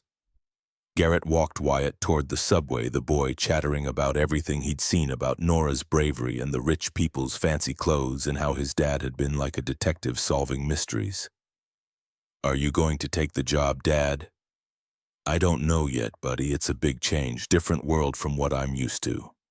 "But you'd be good at it. You found the sabotage when nobody else did. You protected Nora, Ms. Ashford saw something in you that you won't see in yourself." They descended into the subway station, leaving the wealth of the Upper East Side for the working-class reality of Brooklyn. But Garrett carried Catherine's business card in his wallet, and Nora's gratitude in his memory, and the possibility of a future that didn't involve crawling through utility tunnels at 45. The question was whether possibility outweighed fear, whether he could trust that his skills mattered more than his pedigree, whether a world that had always judged him by his collar color might actually judge him by his competence instead. He wouldn't know until he tried, and that terrified him more than any electrical panel, any sabotage, any accusation ever had. Because trying meant risking failure in front of his son, meant proving his ex-wife right about his limitations, meant confronting every insecurity he'd carefully packaged and stored away. But as Wyatt had said, quoting words Garrett himself had spoken years ago, "We don't let fear choose for us. We feel the fear, then do the thing anyway. That's what courage means." Maybe it was time to practice what he preached. Maybe it was time to be as brave as an 8-year-old girl who'd defended him to a room full of powerful strangers. Maybe it was time to claim belonging instead of waiting for permission that would never come. Monday would tell. 4 days to decide. 4 days to choose between safety and possibility, between the known and the unknown, between the life he had and the life he might deserve. The subway rattled through darkness, carrying them home. But something had shifted tonight, some fundamental change in how Garrett saw himself and how others might see him. The world hadn't transformed, but maybe, just maybe, his place in it had. Christmas morning arrived, wrapped in silence and snow. Catherine stood at her penthouse window overlooking Central Park, watching early joggers leave tracks in fresh powder while the city still slept. Coffee cooled, forgotten, on the marble counter behind her. Her laptop displayed 7 open tabs on American Sign Language programs, each one promising competency in different time frames, each one. A reminder of 8 years of avoidance, disguised as busy schedules and competing priorities. The penthouse was silent except for the hum of heating and the distant sounds of the city waking below. Catherine had been awake since 4 a.m., unable to sleep after the evening's revelations. Every time she closed her eyes, she saw Nora's face. The joy when Garrett signed to her, the resignation when Catherine appeared, the way her daughter had oriented herself toward a stranger rather than her own mother. Nora appeared in the doorway, rubbing sleep from her eyes. Mr. Buttons tucked under one arm. She stopped when she saw her mother actually awake before noon on a holiday. Something that hadn't happened since Nora could remember. Catherine turned, attempted a sign she'd found on YouTube at 3 in the morning during an insomnia-fueled research spiral, and completely butchered it. Nora giggled, the sound catching Catherine off guard with its unguarded joy. Her daughter crossed the room and gently corrected her mother's hand position, reshaping fingers into proper formation with the patience of someone who'd spent years teaching without recognition. They stood there for a moment, Nora's small hands guiding Catherine's larger ones through the mechanics of visual language, daughter teaching mother in a reversal that felt both natural and devastating. "Merry Christmas." Catherine spoke the words while signing them, hoping the combination conveyed what she felt, even if the execution remained clumsy and uncertain. Nora signed back, slowly exaggerating each movement for clarity. "Merry Christmas, Mom." The moment stretched between them, fragile as spun sugar, precious as anything Catherine had ever negotiated or acquired. She wanted to pull her daughter close, to apologize for 8 years of choosing everything else first, to promise that things would change. But promises without action were just comfortable lies, and Nora deserved better than comfort. She deserved commitment backed by structure, by sacrifice, by the kind of prioritization Catherine had only ever given to tech finance. I enrolled in a program this morning, 4 classes per week, 6 months intensive, Brooklyn ASL School. Catherine pulled up the confirmation email on her laptop, showed Nora the schedule blocked in her calendar with the same priority level as board meetings. I start January 3rd. First class is at 6 p.m. I've already blocked every Wednesday and Friday evening for the entire 6 months. Nora's expression cycled through disbelief, hope, and protective skepticism, the face of someone who'd heard similar promises before and learned to guard against disappointment. Her hands moved carefully, testing the sincerity behind the words. You've said you'd learn before. 3 times you hired tutors, 3 times you canceled after 2 sessions. The accusation landed clean and deserved. Catherine had no defense beyond truth, no excuse that wouldn't sound hollow. I have, and I failed every time because I treated it like an optional skill instead of a necessity. I scheduled it around work instead of scheduling work around it. I was wrong. I'm going to fix that, but I know you have no reason to believe me based on past performance. So how do I know this time is different? Because I finally understand what I'm losing if I don't. Because last night I watched you defend someone with more courage than I've shown in years, and I couldn't understand a word you said. Because I'm tired of being a stranger to my own daughter. Because I realized I've spent 8 years trying to fix you when the only thing that needed fixing was me. Catherine's voice cracked slightly on the last words. She took a breath, steadied herself.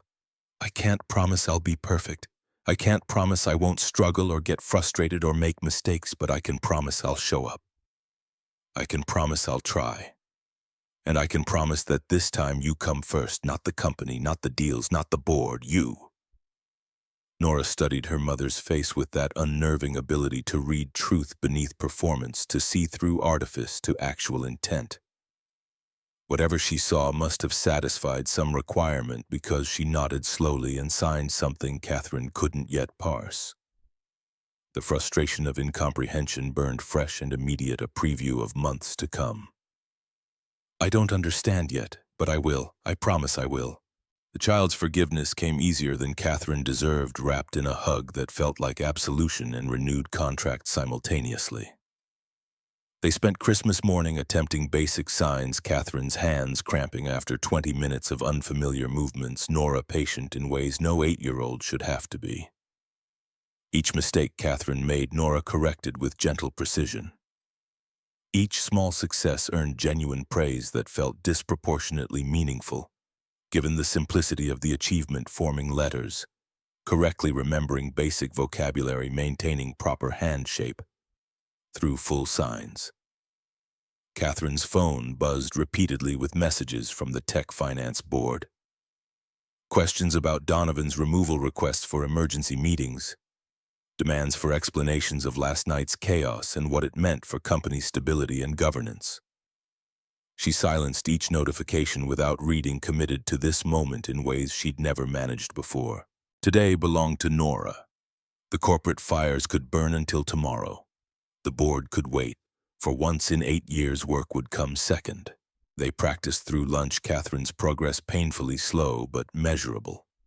By afternoon, she could fingerspell the alphabet with only occasional errors and sign perhaps 20 basic words, family, food, feelings, simple verbs. It wasn't much. But it was more than she'd learned in the previous 8 years, combined more effort than she'd invested in her daughter's language, than in mastering markets or negotiating acquisitions. Across Brooklyn, Garrett sat at his kitchen table with Wyatt, Catherine's business card positioned between them like a tarot reading awaiting interpretation. The number 95,000 felt abstract, too large to be real. The kind of figure that existed in other people's lives but never quite reached his own. You're going to take it, right? Wyatt signed and spoke, his face showing confusion that his father hadn't already accepted what seemed like obvious opportunity. It's way more money. We could actually save stuff instead of just paying bills forever. Money's not everything, bud, says the person who works overtime every week to pay my medical bills. The kid was too observant by half, too aware of sacrifices Garrett tried to hide. "Dad, I see the statements on the fridge. I know you take extra shifts. I know you skip lunches sometimes to save money. This job would fix all that." Garrett pulled the pile of statements from the refrigerator magnet, spread them across the table like evidence at Tro. 8,000 remaining after insurance payment plans stretching into next year, interest accumulating despite his best efforts at staying current. "With this salary, we'd pay these off in 6 months, have actual savings, maybe even take a vacation somewhere." Wyatt's eyes held dreams of normalcy that broke Garrett's heart. Simple things like family trips and financial security that other kids took for granted. You could work normal hours, be home for dinner, not spend every Christmas Eve fixing other people's problems while I'm at someone else's house. Corporate jobs aren't that simple. Different kind of overtime, different pressures, different ways of failing. But you'd be good at it. You found the sabotage when nobody else did. You protected Nora. You stood up to those rich people when they accused you.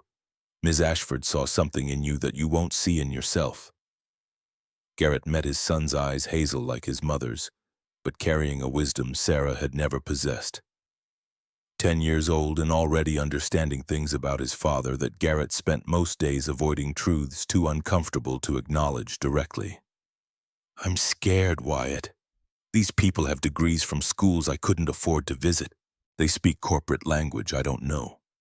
They'll see right through me, see I'm just a mechanic pretending to be something I'm not. And when they do, when they realize they made a mistake hiring me, it'll be worse than if I'd never tried at all.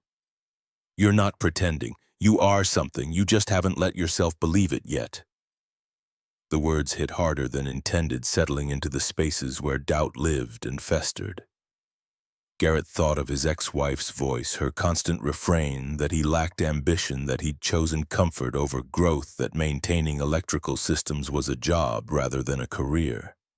He'd internalized that judgment, let it calcify into fact rather than recognizing it as her disappointment projected onto him. What if I fail? What if I take this job and prove everyone right who ever said I wasn't good enough? What if I embarrass you? What if you don't? Wyatt's hands shaped the question with perfect clarity, with the devastating simplicity of childhood logic untainted by adult cynicism. What if you're actually great at it? What if this is your chance to show people, show yourself what you're really worth? You taught me something after my accident. Remember when I was scared to go back to school, scared everyone would think I was dumb because I couldn't hear? Garrett remembered. 6 years old and terrified, convinced his temporary disability had become permanent identity, that the world would forever judge him by those months of stunts. You said, "We don't let fear choose for us. We feel the fear, admit it's real, then do the thing anyway." That's what courage means. That's what separates people who change their lives from people who just wish they could. Wyatt's serious face broke into a grin that erased years from his expression. "So be courageous, Dad. Show me what courage looks like. Be the person you taught me to be." The challenge hung in the air between them. Garrett had spent 5 years teaching his son about bravery, about facing difficulty instead of avoiding it, about the importance of trying even when success wasn't guaranteed. Now his own lessons were being reflected back at him, and he couldn't hide behind excuses without proving himself a hypocrite. Monday morning, Garrett called Tech Finance and accepted the position. Catherine's relief was audible even through phone static, her professional composure cracking enough to reveal genuine emotion underneath. "You won't regret this. Report January 2nd. We'll get you set up with everything you need. Office, computer, phone, email, business cards, the works. I'll do my best. That's all anyone can ask. And Garrett, thank you for taking the chance. On yourself and on us." But Garrett knew corporate America asked for more than best efforts. It asked for fluency and unspoken rules, for comfort in offices where your tool belt marked you as outsider, for the ability to translate hard-won practical knowledge into PowerPoint presentations and strategic initiatives. He had 2 weeks to prepare for a world he'd spent 15 years avoiding, 2 weeks to transform himself from mechanic into director, from invisible to visible. January 3rd arrived cold and unforgiving. Catherine walked into Brooklyn ASL school feeling every inch the outsider, every bit the privileged interloper entering space where her wealth and position meant nothing. The community center basement smelled like old coffee and industrial cleaner. Nothing like the executive suites she inhabited daily. Folding chairs arranged in a circle looked less like educational infrastructure and more like support groups staging intimate and vulnerable in ways boardrooms never achieved. The other students ranged from teenagers to retirees unified by their reasons for learning, grandchildren. Friends, lovers, the human need to connect across difference. A grandfather learning for his 5-year-old grandson born deaf. A high school teacher with a new student who deserved full participation. A young couple, the boyfriend learning for his girlfriend with quiet dedication. A nurse wanting to serve deaf patients better. Each person carrying their own story of why silence mattered, why language beyond sound deserved effort. Rebecca Martinez, the instructor, commanded immediate respect, despite standing barely 5 feet tall. Deaf since birth, 60 years of navigating a hearing world had carved wisdom into her face and steel into her presence. She assessed Catherine with eyes that missed nothing, that saw through designer clothes to the person underneath. "Welcome. I'm Rebecca. I'll be your instructor." Her hands moved while an interpreter voiced her words for the hearing students still learning to read signs. "Let me be clear from the start. Power and money don't matter in this room. Titles don't matter. What you do for a living doesn't matter. Only commitment matters. Can you commit, or are you just visiting? Because if you're visiting, don't waste my time or theirs." Catherine felt 17 years of professional armor dissolve under that gaze, all her competence rendered meaningless by ignorance she could no longer hide. "I'm here to learn. Whatever it takes. My daughter deserves a mother who can speak her language." "Good answer. But talk is cheap. We'll see if your actions match your words. Everyone says they're committed. Few people are willing to do the work when it gets hard, and it will get hard. Learning a new language as an adult is one of the most difficult things you'll ever do. Your brain doesn't want to do it. Your ego will fight you every step. You'll feel stupid and frustrated and tempted to quit. The question is whether you'll push through that or give up when things get uncomfortable."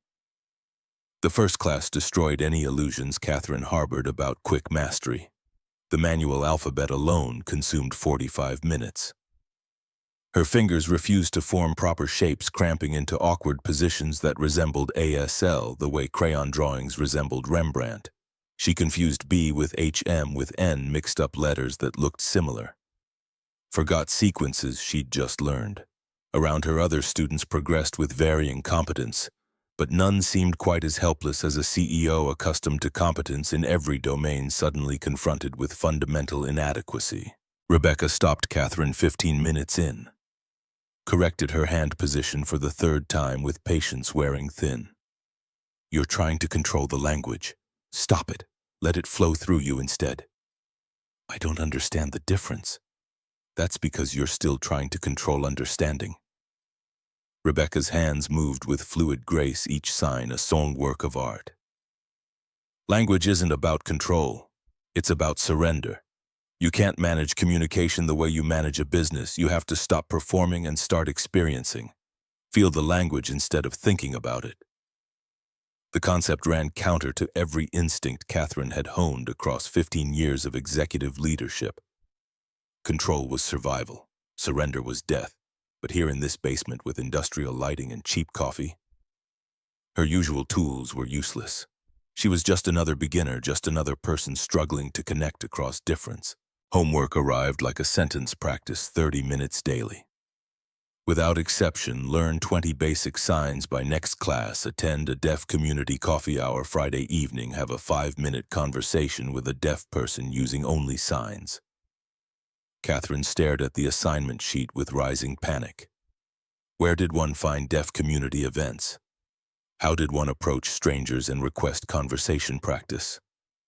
The logistics of humility were harder than expected for someone accustomed to having answers rather than asking questions. That evening, she attempted practice with Nora. Her daughter sat across the dinner table with patient resignation, correcting Catherine's mistakes while completing math homework, a multitasking that made Catherine's failures more apparent.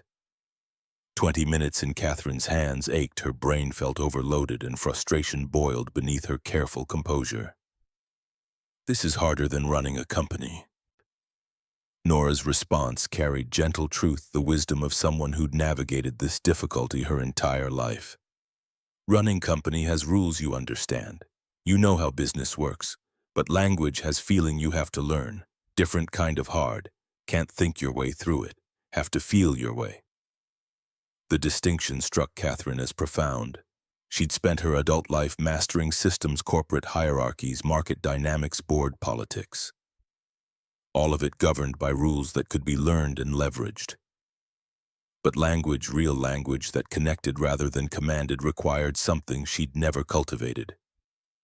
Vulnerability, patience, the willingness to be incompetent in service of eventual competence. They worked until Nora's bedtime, Catherine improving marginally but measurably, each small victory feeling disproportionately significant.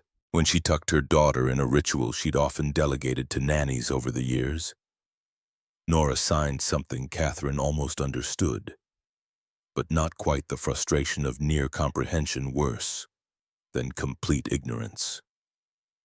"Could you repeat that slower, please?" Nora's hands moved with exaggerated care, breaking the sentence into digestible pieces. "Thank you for trying, for being here." Catherine felt tears threaten for the first time since the divorce, since the deafness diagnosis, since the last time she'd allowed herself to feel rather than manage. "Thank you for teaching me, for being patient with me when I don't deserve it." Across town, Garrett was experiencing his own crisis of competence. January 2nd at Tech Finance began with orientation paperwork and the slow realization that he'd entered foreign territory where natives spoke languages he didn't know. The office occupied floors 38 through 45 of a midtown tower where the elevator alone was nicer than his apartment. Everyone wore business casual with unconscious ease, carried laptops worth more than his entire toolkit, spoke in acronyms and corporate buzzwords that might as well have been ancient Greek. His office overlooked Manhattan with views that probably cost more in rent than he earned monthly at Heritage. Desk ergonomic chair, dual monitors, phone system with more buttons than seemed necessary. A nameplate reading Garrett Brennan, Director of Facilities and Accessibility, sat beside his keyboard. The physical manifestation of imposter syndrome made tangible. Catherine materialized in his doorway at 9:15, perfectly composed in tailored suit and heels that clicked authority against polished floors.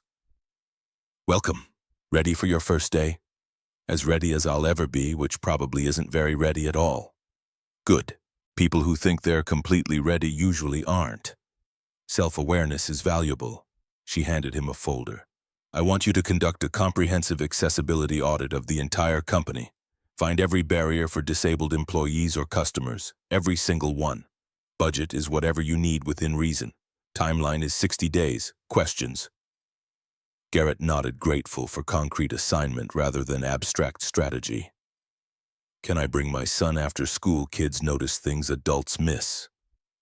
Different perspective might be valuable."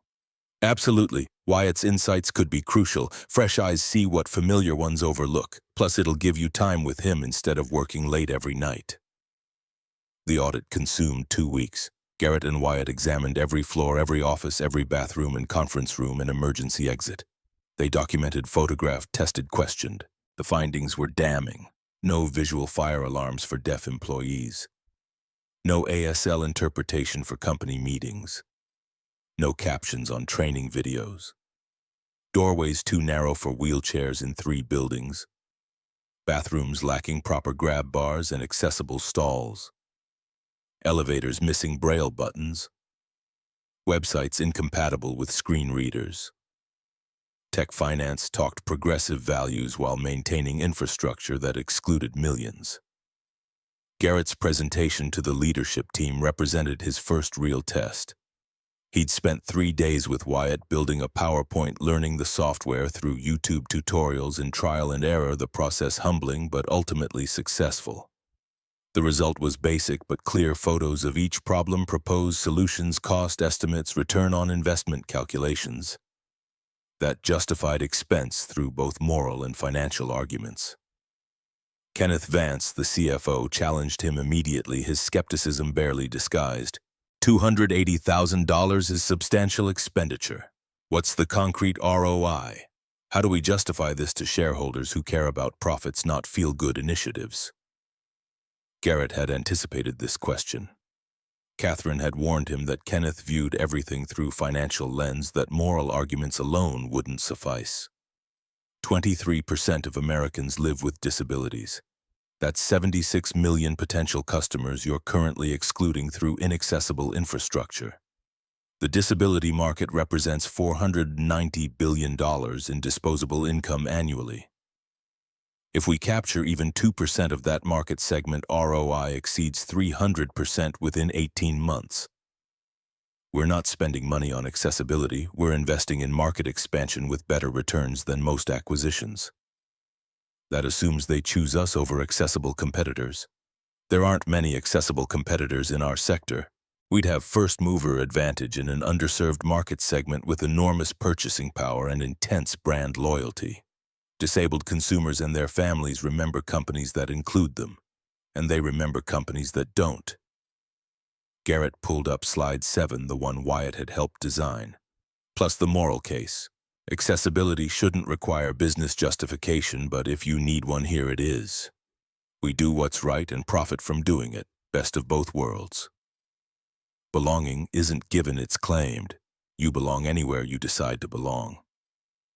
Garrett was learning to claim his space in rooms that once intimidated him, learning that his knowledge had value even when it came from experience rather than classrooms. Catherine's approval was subtle but unmistakable. Approved. Start implementation immediately. Garrett, excellent work. This is exactly the kind of analysis I needed. Welcome to leadership. Kenneth's skepticism remained visible, but he nodded reluctantly. Garrett had survived his first corporate gauntlet through preparation, and the recognition that his practical knowledge had value even in rooms full of MBAs. Still, leaving the conference room felt like escaping examination, his shirt damp with nervous sweat that executive air conditioning couldn't quite cool.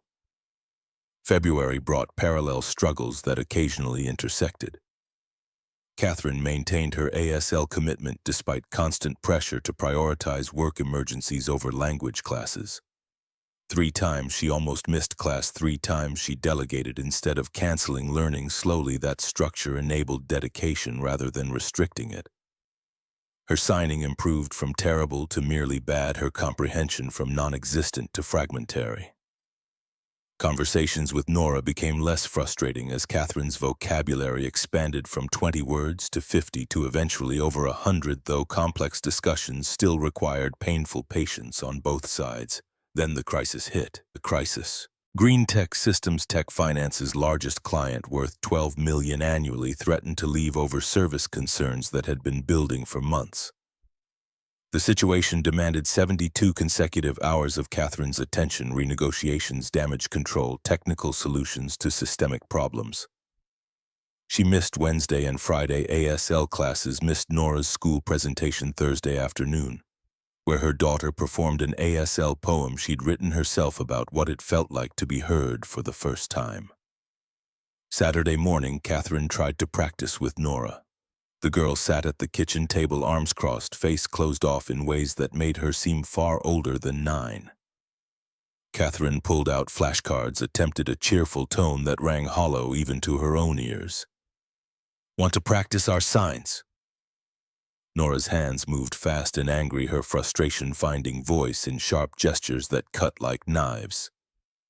You always say sorry, but nothing changes. You promised learning was priority. You promised 3 strikes rule.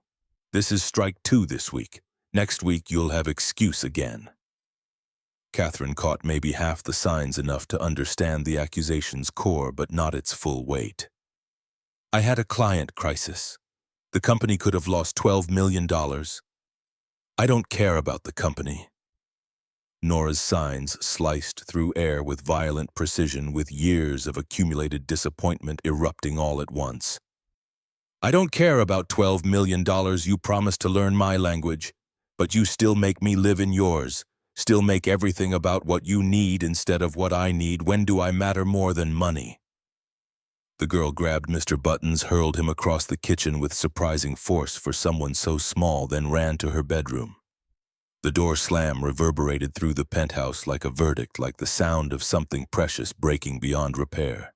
Catherine stood, frozen flashcards in hand, confronting the ruins of her latest failure. Maybe Donovan had been right. Maybe she couldn't be CEO and adequate mother simultaneously. Maybe the choice he'd forced was real rather than false, and she'd been deluding herself, thinking she could restructure her way out of fundamental incompatibility between competing demands. Her phone rang. Rebecca's number. Catherine almost didn't answer, but guilt made her swipe green. You missed 3 classes this week. Rebecca's voice carried no judgment, just statement of fact that felt worse than condemnation. That's strike 3 under your program rules. 1 more miss for non-emergency reasons and you're removed from the program permanently. I had a work emergency that required my immediate attention. Everyone has emergencies. The question isn't what emergencies arise. It's which ones you choose to prioritize when they conflict with prior commitments. Rebecca paused, letting the words settle like sediment. Learning ASL isn't a hobby you pick up when convenient. It's a commitment to a person who needs you to speak her language. If you're waiting to finish learning before prioritizing your daughter, you'll wait forever. Learning never finishes. It's ongoing daily forever. The question is whether you're committed to the process or just the outcome. The truth landed like a physical blow, forcing air from Catherine's lungs. She'd been treating ASL like a project with a completion date, a box to check before returning to normal operations. But language didn't work that way. Nora didn't work that way. Connection required continuous effort, not one-time achievement. What do I do? Decide if this is commitment or hobby. Then live that decision consistently instead of episodically. Stop telling your daughter she matters and start showing her through choices that cost you something.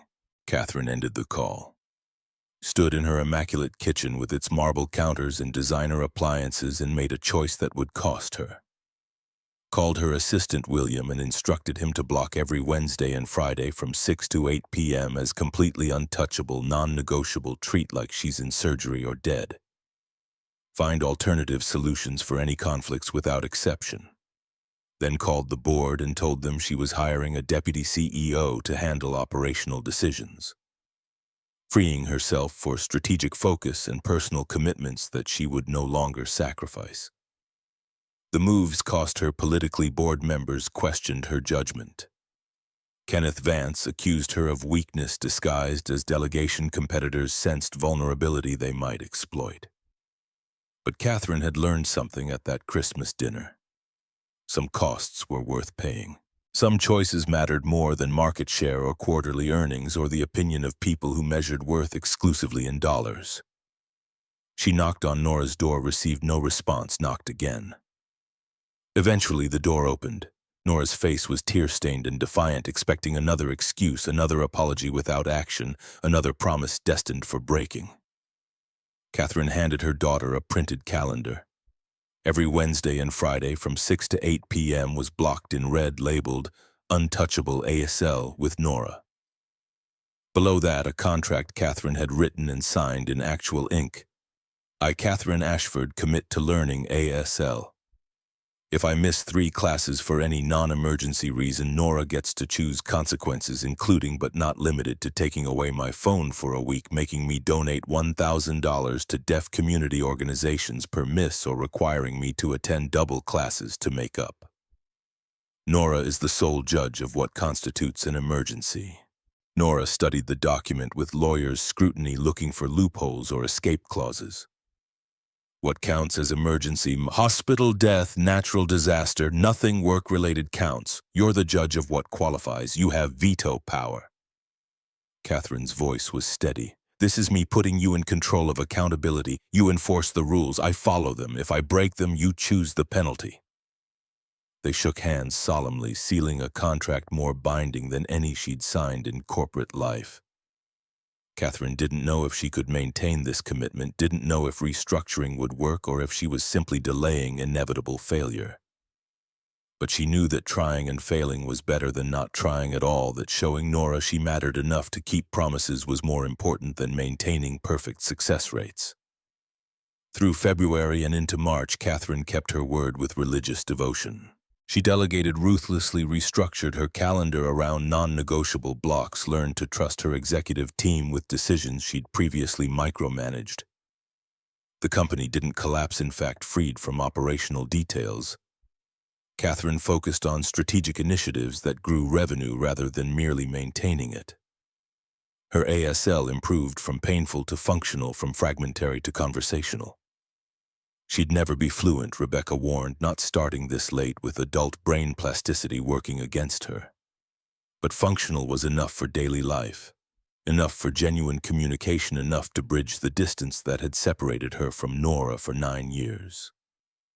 Meanwhile, Garrett navigated corporate culture with assistance from an unexpected source.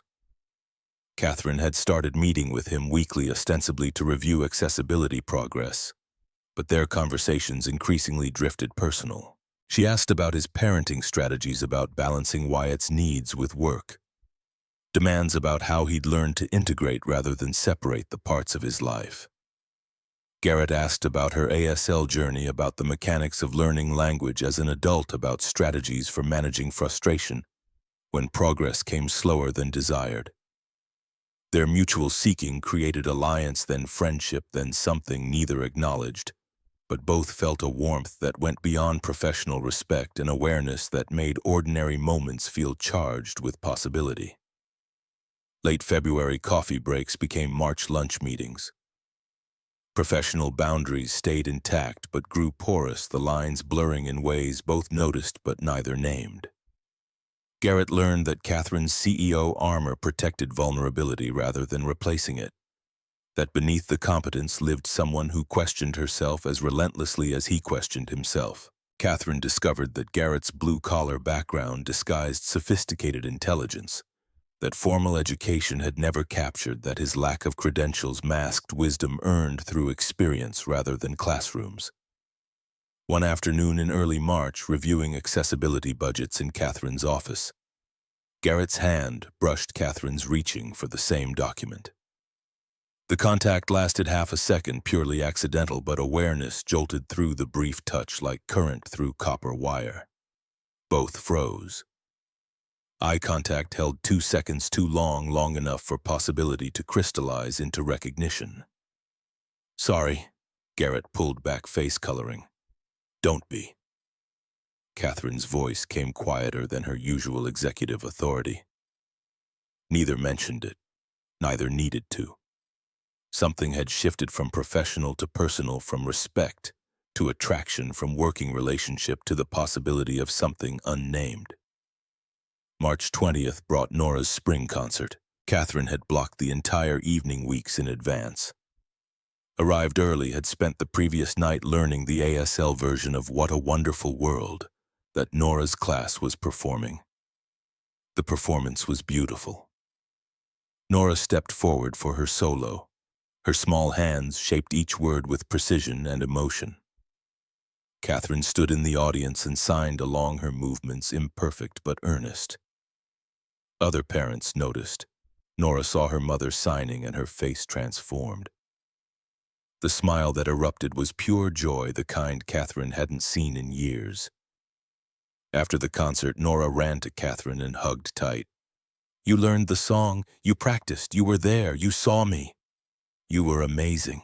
I was just trying to keep up." For the first time in memory, they had a full conversation without frustration. Catherine's signing remained imperfect but good enough. Real connection.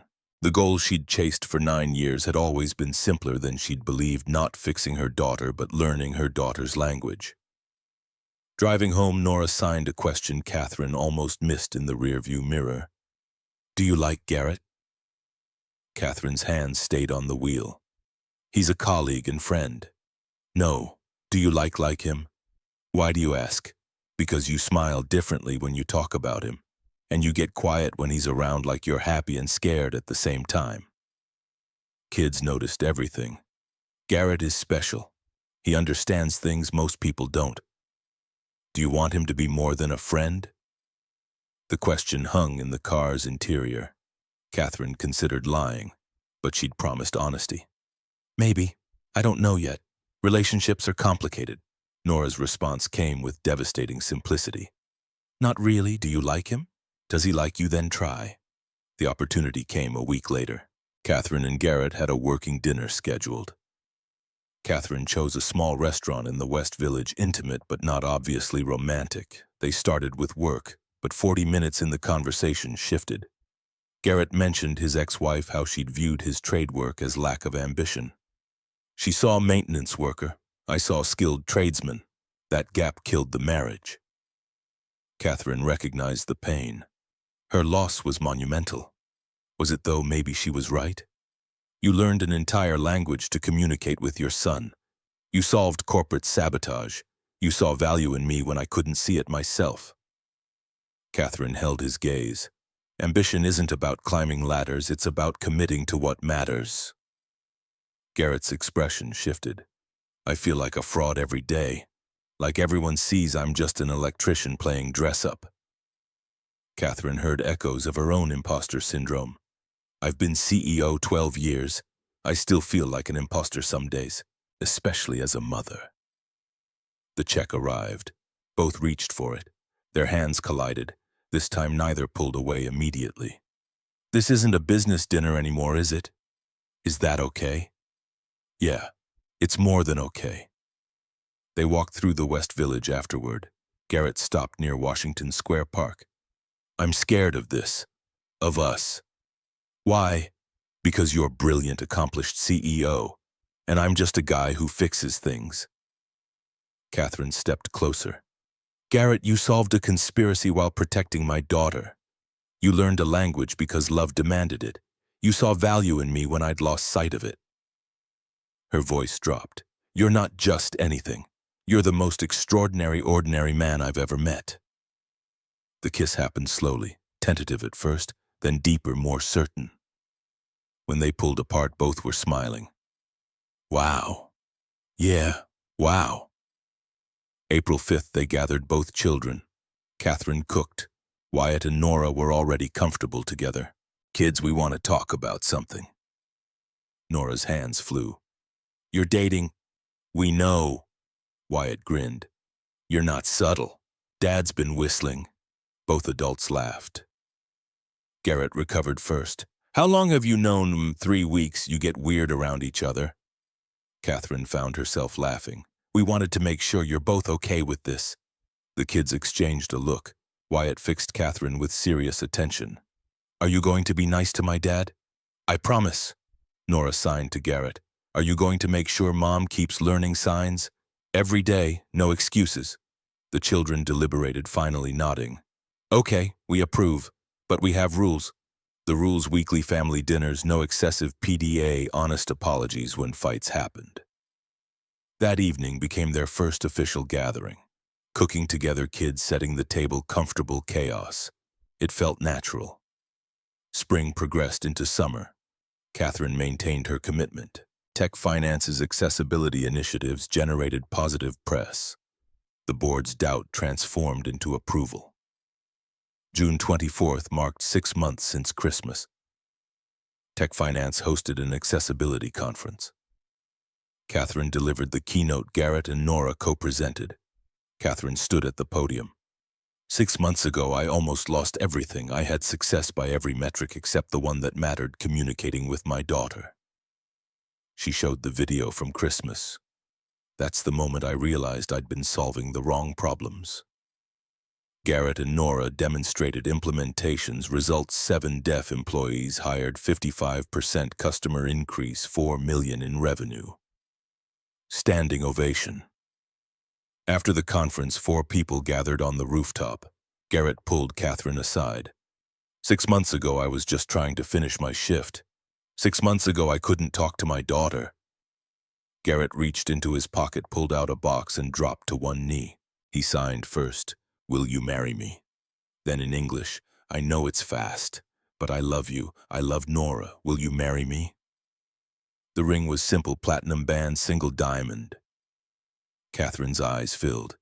"Yes, absolutely yes." Behind them, kids cheering erupted. "I helped pick the ring.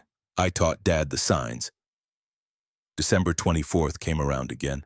Heritage Restaurant hosted their wedding, 40 guests. Rabbi Sarah Klein conducted the ceremony bilingually. Wyatt stood as best man 11 now. Nora served as maid of honor 9 and confident. Garrett signed and spoke. "Catherine, you taught me that love isn't about the easy path. I promise to honor your work, your struggles, your victories." Catherine's voice remained steady. "Garrett, you saw me when I was invisible. I promise to value your wisdom, respect your skills, celebrate your extraordinariness." They kissed as married people while their children cheered. Monroe approached Garrett. "Year ago you saved Catherine's deal. Best investment I made." 3 years later, Garrett's consulting firm operated from Brooklyn with Wyatt now 14 working summers. Nora at 12 middle school ASL club president with 60 members. She'd launched Hear Every Voice that spread to 40 schools. Catherine remained CEO. 20% of workforce had disabilities. Revenue up 60%. The board unanimously supported her. Weekly dinners remained tradition. Some families are born, others are built. A photograph on Garrett's desk, 4 people signing family. Below it, belonging isn't given, it's claimed. Because sometimes the best things come from broken systems and brave choices. Sometimes extraordinary hides inside ordinary. Sometimes the maintenance worker knows more than the MBA. Sometimes the CEO needs surrender to find connection. Sometimes a 12-year-old girl teaches everyone how to listen. They learned each other's languages. Garrett learned to claim space. Catherine learned presence mattered more than perfection. Wyatt learned his father's worth. Nora learned her difference was strength. And on Christmas Eves they returned to Heritage, remembering the night a frightened girl and kind man spoke in slents and changed lives. The snow still fell. The city still moved. But 4 strangers had become family through choice and effort and daily commitment. That was worth more than any empire. That was everything.